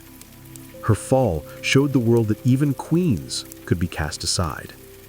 Yet through her blood, through Elizabeth, Anne's legacy blazed brighter than any crown she had worn in life. In the end, Anne Boleyn won a kind of immortality, not through her survival, but through her indelible impact on history. By the early 1770s, the American colonies simmered like a pot left too long over a roaring fire. The relationship with Britain, once seen as the proud mother country, had soured into resentment, suspicion, and growing fury. It hadn't started with tea. Years earlier, the Stamp Act had enraged colonists by placing taxes on everything from newspapers to playing cards. That was followed by the Townshend Acts, taxing essentials like paper, glass, and paint. Each new law passed thousands of miles away by a parliament in which the colonists had no representation was like another spark landing in dry brush. At first, the anger showed itself in polite petitions and fiery pamphlets. Colonial assemblies drafted formal protests. Merchants organized boycotts. Writers like Samuel Adams and John Dickinson filled newspapers with passionate arguments about liberty and rights. But as time wore on, frustration deepened into something darker. A slow realization that Britain wasn't listening. Worse, Britain didn't care. Many colonists clung to the hope that if they just made enough noise, if they just reasoned hard enough, Parliament would repeal the taxes. And sometimes they did. The Stamp Act was famously repealed after loud colonial protest. But every small victory was followed by new legislation, new taxes, new insults. It wasn't about the money. It never really was. The taxes themselves were modest by British standards. What infuriated the colonists was the principle. They were being taxed without consent, treated as subjects rather than citizens, ruled like distant possessions rather than partners. Boston, more than any other city, became the beating heart of resistance. The Sons of Liberty, a secretive, fiery group of patriots, grew louder and bolder. In 1770, tensions exploded into violence when British soldiers fired on unarmed civilians in what became known as the Boston Massacre. Blood had already stained the cobblestones. Trust was a thing of the past. By 1773, the colonies were teetering on the edge. A final insult would tip them into open defiance, and it came not in the form of soldiers or new laws or armies, but in the quiet, seemingly harmless shape of crates stacked with tea. The colonists didn't know it yet, but the night that tea floated in the cold waters of Boston Harbor, the world would change forever. In 1773, Parliament made a critical miscalculation. Believing the American colonies would quietly accept cheaper tea, they passed the Tea Act, a law that was supposed to save the struggling British East India Company and, incidentally, reassert Britain's right to tax the colonies. On paper, it looked like a good deal. The Tea Act allowed the company to sell tea directly to the colonies, cutting out the middlemen, slashing prices, and offering a luxury product at a bargain, a few pennies cheaper. What could possibly go wrong? Everything. Because the problem wasn't the price of tea, it was the principle behind it. The Tea Act left the hated tax on tea firmly in place. Accepting the tea, even at a discount, would mean acknowledging Parliament's right to tax the colonies without their consent. To many Americans, that was unthinkable. A surrender of the liberties they had fought to protect for more than a decade. The news of the Tea Act spread like wildfire through the colonies. Merchants fumed. They saw their livelihoods threatened by a monopoly that would crush local trade. Patriots raged at the hidden message. The Crown still believed it could do whatever it pleased. In Boston, the reaction was especially fierce. Already a city scarred by the Boston Massacre and years of economic hardship, Bostonians recognized the Tea Act for what it was, a trap disguised as a bargain. Refusing the tea became a matter of honor, a litmus test for loyalty to the cause of liberty. Public meetings swelled. Newspaper columns burned with fiery rhetoric. Groups like the Sons of Liberty, led by Samuel Adams and others, organized boycotts, vowing that no East India Company tea would be unloaded, sold, or drunk on American soil. All across the colonies, ships carrying the controversial tea were turned away by local resistance. In ports from New York to Charleston, the message was clear: we will not be bought. But in Boston, fate twisted differently.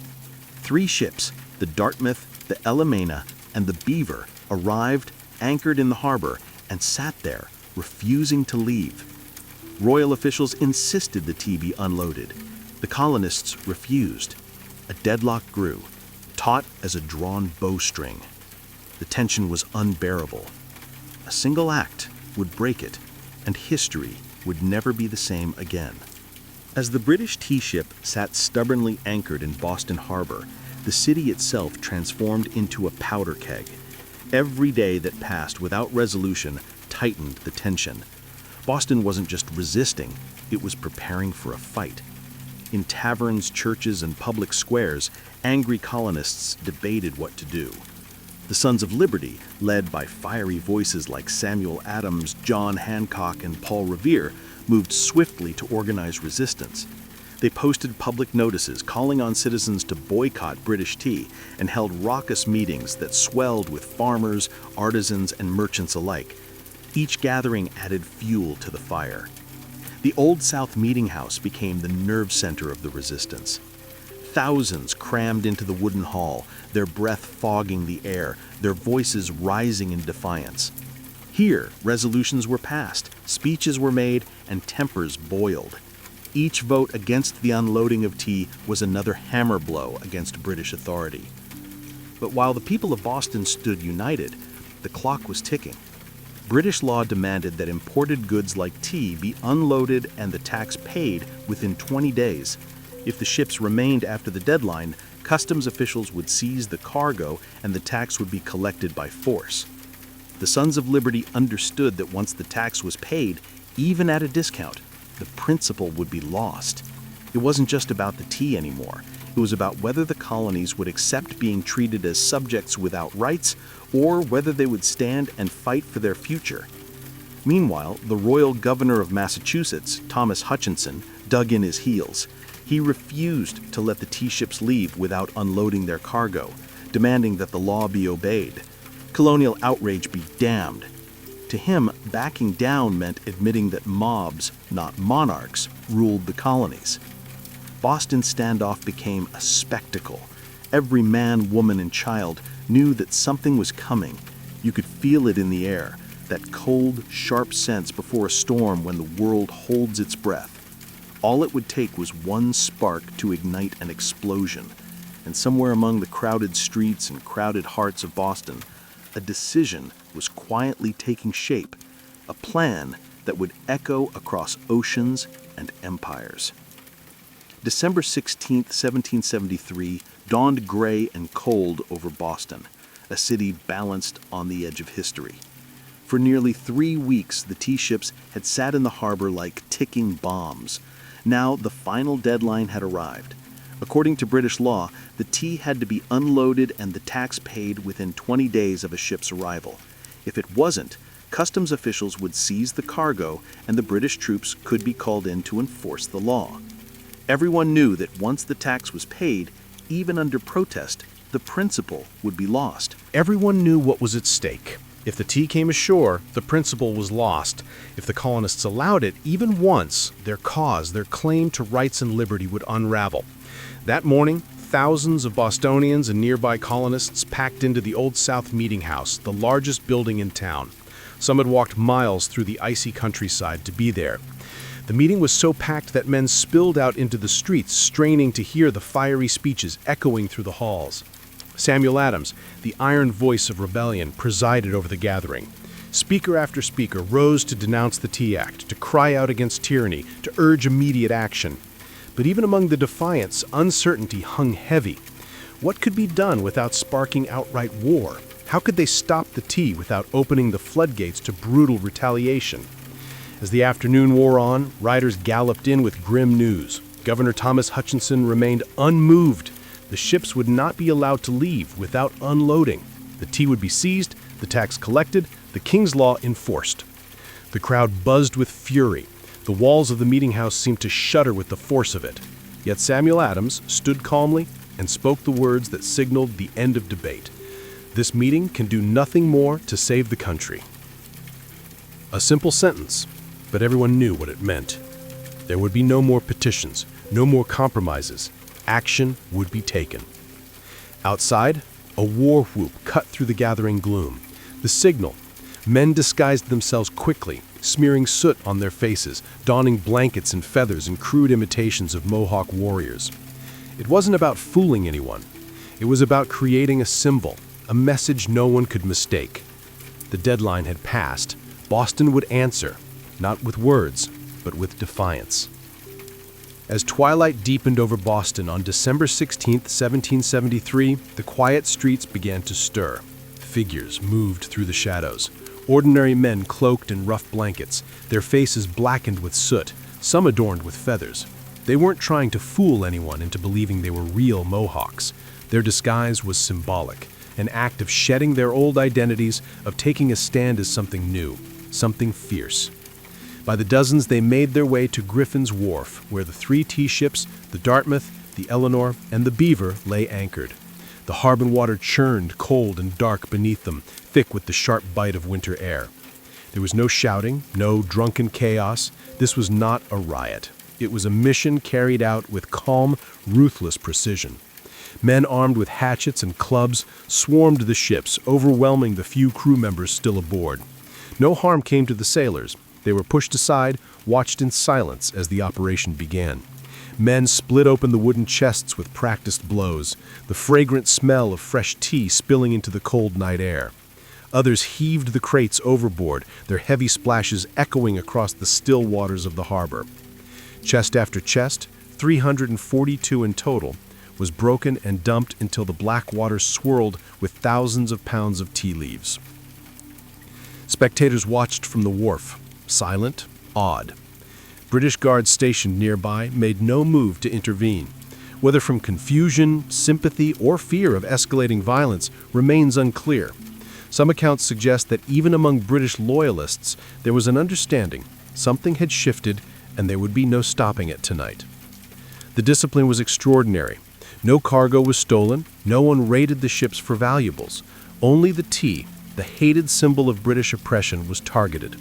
In a town where hunger and hardship were daily realities, the men could have easily turned the protest into an excuse for looting. They did not. When it was over, the harbor resembled a great swirling cauldron filled with torn chests and soaking tea leaves. The smell of the sea mixed with the sharp tang of smashed tea, filling the night air with a strange bittersweet scent. The work was done. Silently, the men disappeared into the night, vanishing into the alleys and back streets of Boston. They left behind no names, no leaders, no claims to fame, only the unmistakable mark of revolution. As the last broken crates bobbed in the dark water, Boston stood, almost holding its breath. The Boston Tea Party wasn't a riot, a brawl, or a drunken spectacle. It was something far rarer, an act of cold, deliberate defiance carried out under the cloak of night. The harbor was transformed into a giant swirling teapot. Thousands of pounds of East India Company tea floated in great mats on the water, staining it black. Some colonists, curious and rebellious, scooped handfuls of soaked leaves from the harbor, only to be chastised by the Sons of Liberty patrolling the docks. Nothing was to be salvaged. No one would profit from this night's work. This was principle, pure and simple. The town woke the next morning to the smell of salty tea hanging heavy in the air. Word spread like wildfire. Word of mouth, letters, broadsheets. By midday, everyone from apprentices to merchants knew what had happened. And opinions split fast. Among patriots, there was pride, a fierce swelling pride that ordinary men had stood up to the mightiest empire in the world and struck a blow for liberty. Among loyalists and moderates, there was horror. To them, the destruction of property was reckless, dangerous. Had the colonies crossed a line they couldn't walk back from? Governor Thomas Hutchinson raged in his mansion, furious not only at the destruction, but at the message it sent. If the king's authority could be defied so brazenly in Boston, Where else might rebellion spark? British officials were stunned. They had expected protests, boycotts, maybe another riot like those that had broken out over the Stamp Act. They hadn't expected organized, disciplined revolutionaries to calmly destroy tens of thousands of pounds of royal property without so much as breaking a window. The ship's captains, the Dartmouth, the Eleanor, the Beaver, could only watch helplessly as their cargo disappeared beneath the waves. In the official ledgers, the night's loss would be tallied at over 10,000 British pounds, a fortune. But the real loss wasn't measured in pounds sterling or ruined tea. It was measured in trust, in loyalty, in the fragile illusion that Britain still ruled her colonies with consent. The night the tea sank, something deeper rose to the surface, a shared, undeniable truth. The age of peaceful protest was ending, a reckoning was coming, and Boston was ready. When word of the Boston Tea Party crossed the Atlantic and reached London, the reaction was swift and furious. To British officials, it was not simply a protest, it was rebellion, an open, mocking challenge to royal authority that could not be ignored. King George III, upon hearing the news, was said to have grown cold with anger. Parliament, already frustrated by years of colonial disobedience, exploded in outrage. They demanded punishment not just for the city of Boston, but as a warning to all the American colonies. The result was a series of laws so harsh they were quickly nicknamed the Intolerable Acts in America. The first blow came swiftly. The Boston Port Act. In one brutal stroke, Parliament ordered the closure of Boston's bustling harbor, the economic lifeline of the city, until the destroyed tea was paid for and order restored. Ships could no longer enter or leave. Trade vanished. Goods and supplies dried up. Boston, once vibrant and noisy, grew quiet, its docks eerily still. But the punishment didn't stop there. The Massachusetts Government Act stripped the colony of its self-governing rights, placing it firmly under the king's appointed officials. The Administration of Justice Act allowed royal officials accused of crimes to be tried back in Britain, a clear message that British authorities were untouchable. And to make sure the colony's new force was an option, British soldiers were quartered throughout Boston, living among the very citizens they were meant to subdue. The message was clear. Rebellion would be crushed. Liberty was a luxury the crown would no longer tolerate. But Parliament's heavy hand had an unintended effect. Instead of frightening the other colonies into submission, it outraged them. News of Boston's suffering, of its port closed, its people starving under martial law, stirred deep sympathy and righteous anger throughout America. Wagon loads of food and supplies poured into Boston from neighboring colonies. Letters of support, pledges of unity, and secret meetings began to weave the once fragmented colonies closer together. What had once been a Massachusetts problem was rapidly becoming an American one. In punishing Boston, Britain had hoped to make an example of them. Instead, they made Boston a symbol, a rallying cry for resistance. The flames of revolution, once flickering in isolated pockets, now began to blaze from colony to colony, and there would be no easy extinguishing them. The punishment of Boston sent shockwaves far beyond the rocky shores of Massachusetts. Across the 13 colonies, outrage turned into something far more dangerous for Britain: unity. For years, the colonies had acted like distant cousins, bickering and competing, separated by geography, religion, and trade rivalries.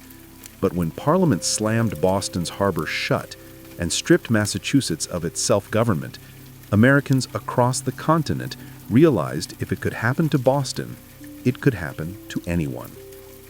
From Virginia to Pennsylvania, South Carolina to New Hampshire, the response was swift. Colonists sent wagons full of food, supplies, and letters of solidarity to the suffering people of Boston. Town meetings buzzed with anger. Newspaper printers worked day and night to spread the news. The fight was no longer Boston's alone. It was everyone's. And so, in September 1774, something unprecedented happened. The First Continental Congress convened in Philadelphia. For the first time, representatives from 12 of the 13 colonies gathered under one roof to discuss a unified response. Men like George Washington, Patrick Henry, John Adams, and Samuel Adams, once merely regional figures, now stood together as architects of a movement that was growing larger by the day. Their goal, at least officially, was not yet full independence. Most still hoped for reconciliation, for a return to the old relationship of mutual respect under the British Crown. But beneath the polite debates and carefully worded petitions, a deeper understanding was taking root. The colonies could no longer stand separately. At the Congress, they agreed to a sweeping boycott of British goods.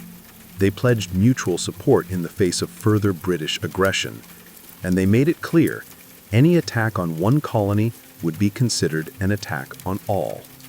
In taverns and meeting houses across the continent, ordinary people began using words that had once been whispered only in private: unity, resistance, liberty. In bringing the hammer down on Boston, Britain had imagined it would crush rebellion. Instead, it had welded the colonies together into something far more dangerous. A people who, despite their differences, were beginning to think of themselves not as scattered provinces, but as Americans. The winds of revolution were no longer just stirring, they were gathering into a storm. And it was too late for Britain to stop it. The night the tea sank into Boston Harbor, it wasn't just crates that were destroyed. It was the illusion that the American colonies could remain loyal subjects forever. The Boston Tea Party lit a spark that no king, no army, no distant parliament could ever snuff out. In the months that followed, that spark caught fire across the colonies. What had once been protests, boycotts, and polite petitions hardened into open resistance. Town militias began drilling openly, storehouses filled with powder and shot. Men who had once toasted King George III in taverns now whispered about revolution under the same roofs. Boston became a symbol of sacrifice, battered but unbowed. The more Britain tried to tighten its grip, the more the colonies slipped through its fingers. Every ship that sailed past the closed, silent harbor of Boston was a silent reminder that tyranny had met its match in American defiance. When Parliament passed the Intolerable Acts, they intended to make an example out of Boston to scare the other colonies into submission. Instead, they had created a martyr city, a rallying cry. From Georgia to New Hampshire, colonists realized that their fates were tied together. Resistance was no longer about tea, it was about survival, identity, freedom. By the spring of 1775, the tension reached a boiling point outside Boston. In the villages of Lexington and Concord, British troops sent to confiscate colonial weapons instead found armed farmers, ordinary men ready to defend their rights with musket fire. The first shots of the American Revolution rang out, a direct line traced back to the moment when men chose principle over profit and dumped a fortune's worth of tea into the harbor. The Boston Tea Party showed the world that revolution doesn't always announce itself with trumpets and banners. Sometimes it starts quietly, with a small group of determined people standing in the cold, choosing defiance over fear. In dumping the tea, the colonists weren't just rejecting a tax, they were rejecting an empire. And though the road ahead would be bloody, bitter, and uncertain, one thing had become clear that night in Boston Harbor. The American colonies were no longer loyal subjects. They were something new, something dangerous. They were revolutionaries, and they were just getting started. All before the towering pyramids of Giza, before Mesopotamian cities buzzed with life, before Stonehenge stood against the sky, there was Corral. Hidden away in the dry valleys of coastal Peru, Corral rose in silent majesty nearly 5,000 years ago, then faded into near complete oblivion, swallowed by sands and forgotten by history. For centuries, the world did not even know it existed. The supervalley, where Corral once thrived, seems at first glance an unlikely place for civilization to bloom. The landscape is parched, barren. The river little more than a thin silver thread winding through rocks and dust. To most eyes, it looked inhospitable, a place abandoned by life.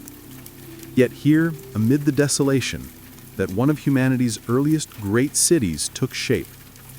Corral wasn't just a collection of scattered huts or a temporary trading post. It was a planned city sprawling over 150 acres, filled with pyramids, plazas, residential quarters, and ceremonial spaces.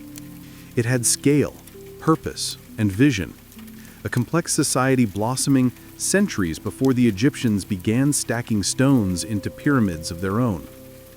The people of Corral achieved this without the wheel, without written language, without metal tools. They built massive structures from stone and earth with nothing but ingenuity, communal effort, and the raw power of human will. Yet for thousands of years, Corral's existence remained a secret. Even when travelers stumbled across the strange, weathered mounds scattered across the valley, they mistook them for natural formations, mere hills sculpted by the desert winds. No one imagined that beneath the sand lay one of the oldest cities in the world, predating even the civilizations that history books had crowned as the firsts.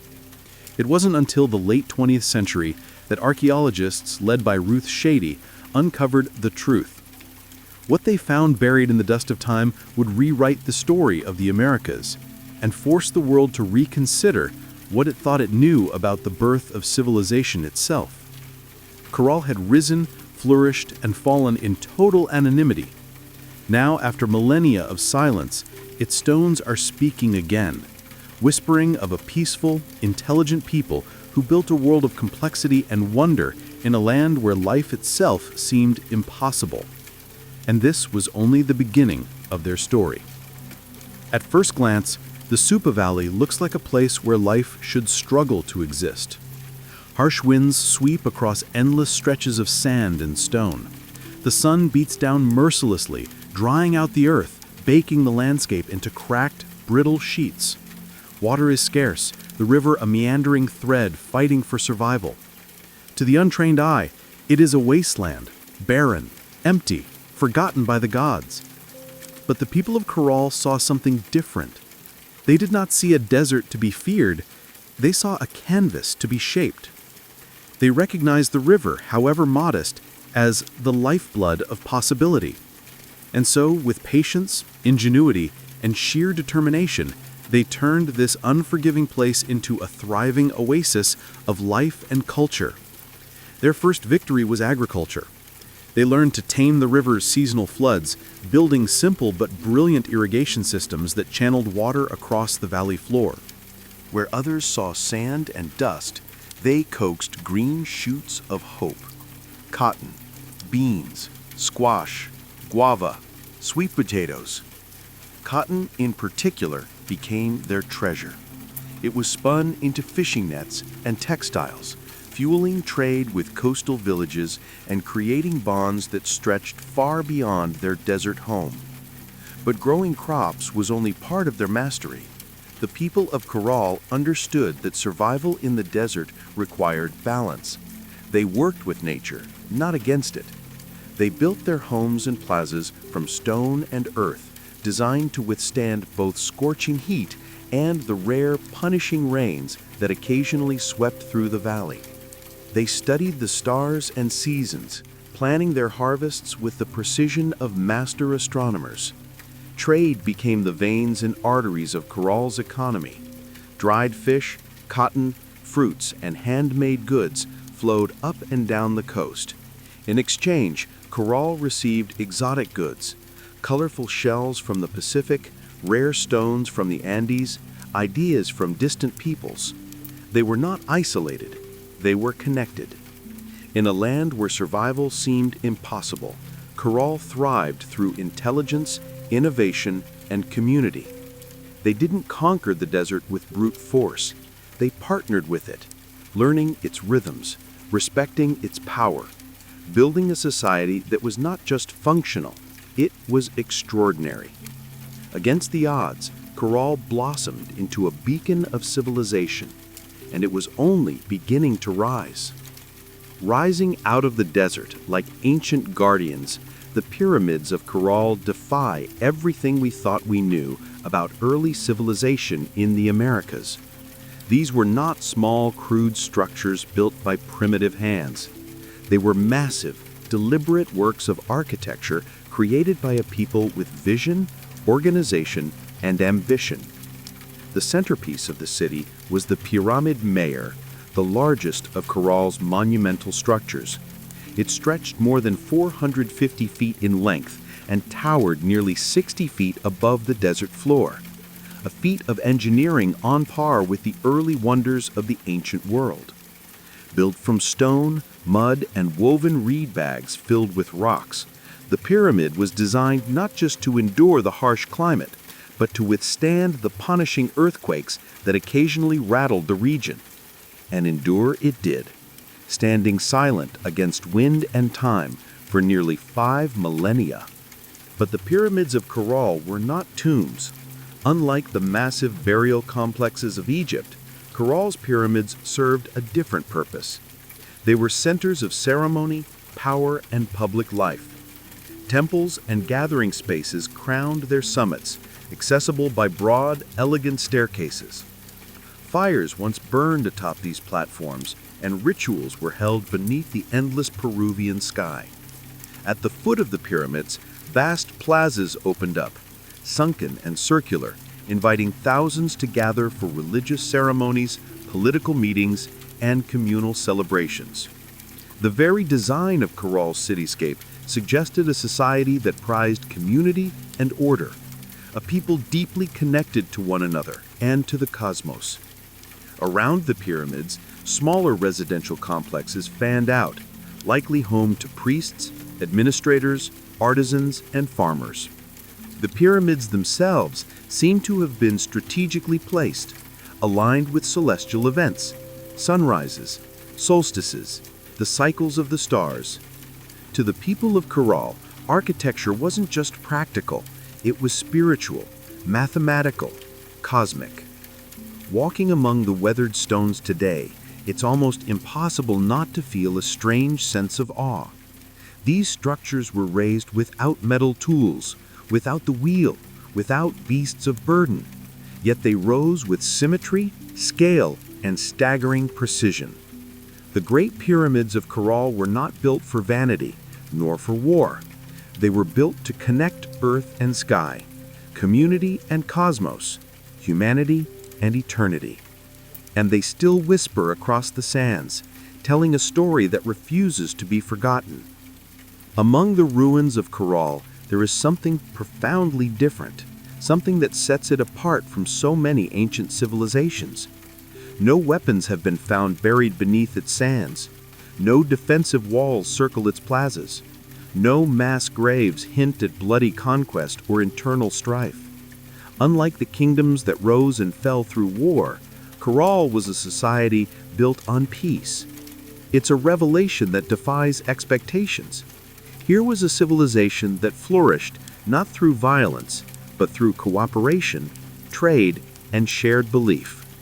The people of Keral seem to have invested their energy not in armies or fortresses, but in architecture, astronomy, music, and communal life. Their plazas and pyramids weren't monuments to victory over enemies. They were centers of celebration, worship, and governance. This was a civilization that chose to gather rather than conquer, to negotiate rather than destroy. Trade was the lifeblood of Keral's success. Cotton grown along the fertile riverbanks was spun into fishing nets that were traded with coastal communities. In return, Keral received dried fish, an essential source of protein, and exotic goods from faraway places. Colorful shells from the Pacific, rare stones from the Andes, ideas from distant peoples. They were not isolated. They were connected. In an understanding where survival seemed impossible, Keral thrived through intelligence, innovation, and community. Religious and ceremonial life played a vital role in maintaining social harmony. The city's grand public spaces and sunken plazas likely served as stages for rituals that united the people under shared spiritual beliefs. Music filled these gatherings. Flutes carved from condor bones, drums made from deer hides, creating soundscapes that echoed across the desert, tying individual lives to something greater. Leadership, too, appeared to rely less on military strength and more on spiritual authority and civic organization. The city's leaders must have coordinated massive construction projects, seasonal agricultural cycles, and complex trade agreements, all without leaving behind the brutal scars of war. In an ancient world so often defined by conflict, Corral stands as a shining exception, a reminder that civilization does not have to rise on the broken backs of the conquered. It can instead be built by the quiet power of collaboration, creativity, and trust. At Corral, the stones still seem to hum with echoes of an world long gone. It was not just a city of buildings and trade, it was a city alive with sound, ceremony, and spiritual rhythm. Music and ritual were woven into the very heartbeat of Corral civilization. Archaeologists, digging carefully through the dry sands, uncovered a treasure trove of ancient instruments. Flutes crafted from the bones of condors and pelicans, whistles fashioned from deer antlers, small drums stretched with animal hides. These artifacts were not simple toys. They were crafted with care, tuned to specific notes, designed to carry sound across the wide open plazas of the city. In a world without written language, music spoke the language of the soul. Imagine it, the low thrum of drums rising at dusk, flutes keening like the desert wind, feet stamping on the sunken plazas as hundreds gathered under the fading light. Fires would crackle atop the pyramid platforms. Priests dressed in intricate woven garments would chant to the gods of the river, the earth, the stars. In those moments, Corral was not just a city, it was a symphony. The layout of Corral itself suggests that ritual life was at its core. The grand plazas were not mere open spaces. They were stages for communal ceremonies, carefully designed to draw people together. The sunken circular courts acted like ancient amphitheaters, focusing sound and sight onto the rituals performed at their centers. And above them all, the pyramids loomed, not as tombs, but as sacred mountains built by human hands, linking the earth to the heavens.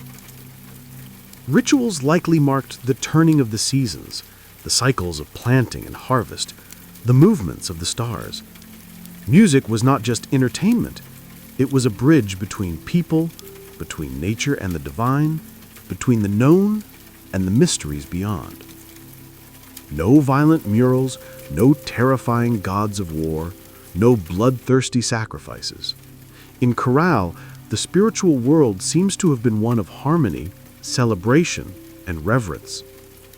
Even today, when the desert wind whistles through the ruins, you can almost hear it, the faint strains of ancient music, the forgotten songs of a people who found beauty, meaning, and connection in the heart of the harsh, endless sands.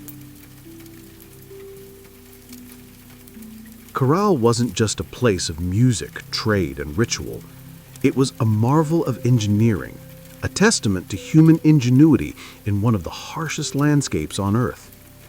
Without metal tools, without the wheel, without draft animals, the people of Corral shaped a city of stone and earth that has endured nearly 5,000 years.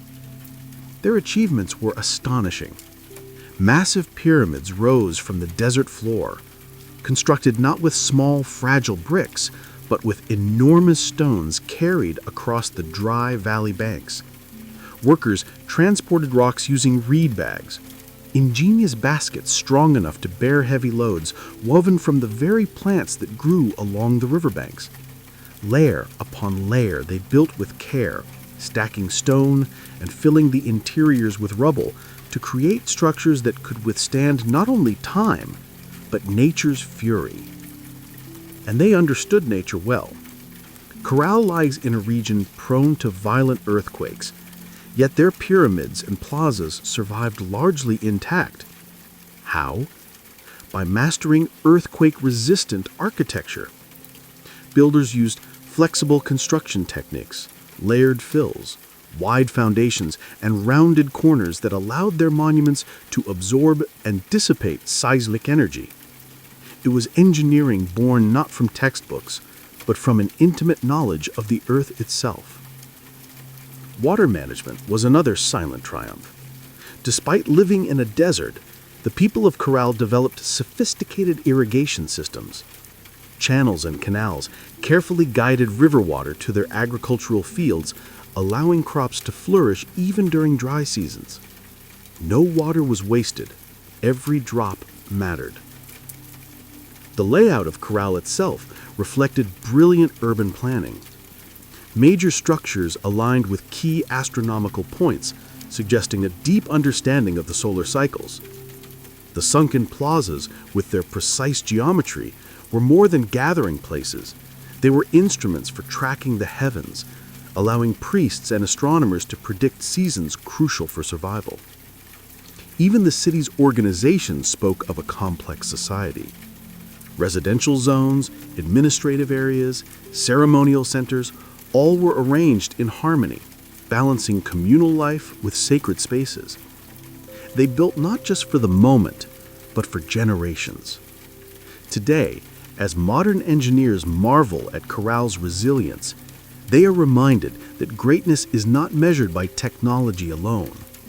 Sometimes the deepest wisdom lies in understanding the forces of nature, in working with the land, not against it. Corral stones have endured storms, quakes, and the erosion of time itself. They stand as a silent testament to a civilization that engineered their dreams into the desert sands. For centuries, the city of Corral flourished, a beacon of peace, music, trade, and architectural mastery in the desert sands. And then, quietly, almost without a trace, it was abandoned. No fires marked its fall. No signs of conquest scar its walls.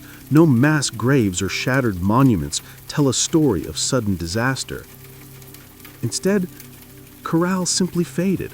Its plazas emptied, its pyramids left to the drifting sands, its flutes and drums silenced by time. Why did they leave? That question still lingers like a ghost across the Super Valley. Some scholars believe that environmental change struck the final blow. Evidence suggests that a long period of drought may have crippled Corral's agriculture. Without the river's life-giving waters, the fields would have withered. Trade networks dependent on surplus cotton and food would have faltered. The careful balance Corral had maintained with its harsh environment may have finally tipped beyond repair. Other theories point to shifting trade routes. As neighboring cultures grew and new centers of power emerged along the coast and inland, Corral's influence might have diminished. Perhaps the goods they once supplied, cotton, fish, produce, were no longer enough to sustain their role as a dominant city. Slowly, the lifeblood of commerce drained away. Still others whisper of internal decline. Without written records, we can only imagine political struggles, religious upheaval, or simple exhaustion after centuries of growth. Even peaceful societies can fracture under pressure when survival becomes uncertain. Whatever the cause, the departure seems to have been gradual, not sudden. Families likely drifted away one by one, seeking more fertile valleys, stronger rivers, new beginnings. Children who once ran across Corral's plazas grew up telling stories of a lost city behind them, stories that would eventually fade into legend. The desert reclaimed what humans had built. Winds carried fine sand over stone temples. Flutes lay buried beneath shifting dunes. What had once been a humming, vibrant civilization became a field of silent, sleeping mounds. For nearly 4,000 years, Corral remained hidden, a whisper beneath the sands, waiting. Today, as archaeologists carefully uncover its stones, the question still burns. How does a city so advanced, so beautifully crafted, simply vanish? Perhaps the truth is that even the greatest civilizations, no matter how wise or peaceful, are still fragile, threads woven into the tapestry of time, forever vulnerable to the unseen forces of change. For millennia, Corral lay forgotten, buried beneath the silent sands of the Supa Valley. Travelers passed the strange rounded hills that dotted the landscape, never suspecting that beneath their feet lay the ruins of a civilization older than the pyramids of Egypt. To them, these were just natural formations, mounds shaped by the wind and time. It wasn't until the late 19th century that the world would finally hear Corral's voice again. In the 1990s, Peruvian archaeologist Ruth Shady led a team into the Supa Valley driven by a curiosity and a growing sense that these hills might hold secrets no one had yet uncovered. What they found would rewrite the story of human civilization in the Americas. Layer by painstaking layer, the sand was brushed away. Beneath it emerged walls of carefully cut stone, grand staircases, sunken plazas, pyramids, a city far older than anyone could have imagined. Radiocarbon dating confirmed the unbelievable. Corral was over 4,600 years old, thriving at the same time as the earliest civilizations in Mesopotamia and Egypt. It was a discovery that shook the foundations of archaeology. Before Corral, scholars believed that civilization in the Americas developed much later, shadowed by the great empires of the Old World. Corral changed everything.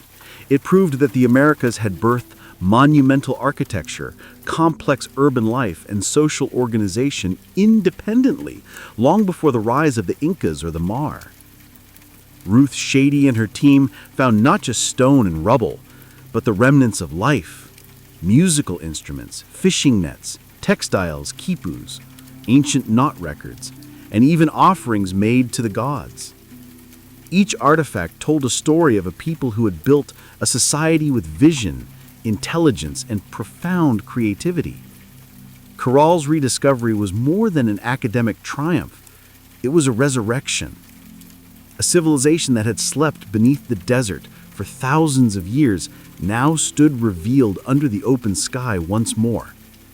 Its plazas kissed by the same winds that had once carried the sounds of flutes and the laughter of children.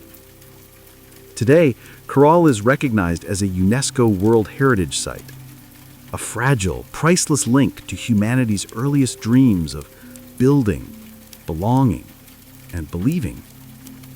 The sands had hidden Corral well, but in the end, the stones endured, waiting for someone to listen, to see, to remember. Corral stands today as a silent giant, a reminder that civilization's roots stretch far deeper than we once believed. Among its pyramids and plazas, the ancient stones whisper a story that reshapes our understanding of humanity's journey. A story not of conquest and bloodshed, but of harmony, ingenuity, and hope.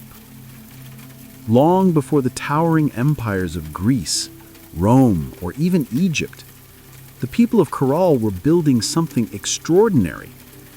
They raised pyramids without the wheel. They mapped the stars without written records. They created a thriving society rooted in trade, music, ritual, and engineering, all without leaving scars of war upon the land. In an era often defined by conflict, Corral offers another vision of what civilization can be. A society that valued connection over conquest, knowledge over domination. It reminds us that complexity does not require violence, that greatness is not measured by how many armies march across a battlefield, but how a community comes together to build, to create, to dream. Corral's legacy reaches far beyond the dry sands of the Supa Valley. It challenges old assumptions that civilization had a single cradle, that urban life and monumental architecture belonged first to the Old World. Corral proves that humanity's spirit of innovation and aspiration arose independently in many corners of the earth, shaped by different hands but driven by the same eternal desires to endure, to celebrate, to reach toward the divine. Today, walking among Corral's weathered ruins, you can almost hear it, the pulse of drums, the low hum of flutes, the murmur of traders bargaining in the plazas, the laughter of children racing through stone alleys under a sky of endless stars. Their lives, their dreams, their stories are still with us, etched into the bones of the earth.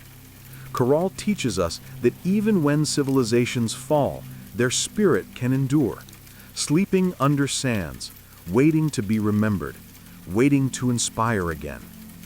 In the great timeline of human history, Corral shines not just as a relic of the past, but as a beacon for the future, a reminder that even in the harshest deserts, even under the heaviest sands, the seeds of wonder, wisdom, and peace can take root and build a world that reaches for the stars.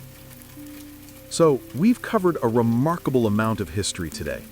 We journeyed back to the medieval winters, witnessing the incredible resilience of peasants who relied on shared heat, animal warmth, and the sacred practice of banking the hearth embers to survive the darkest cold. A profound testament to the power of community and simple, vital knowledge. We then followed the dramatic rise and fall of Anne Boleyn, a woman whose marriage crisis didn't just change a king's personal life, but permanently redrew the map of English religion and power. Her ultimate legacy, of course, was forged by her daughter, Queen Elizabeth I.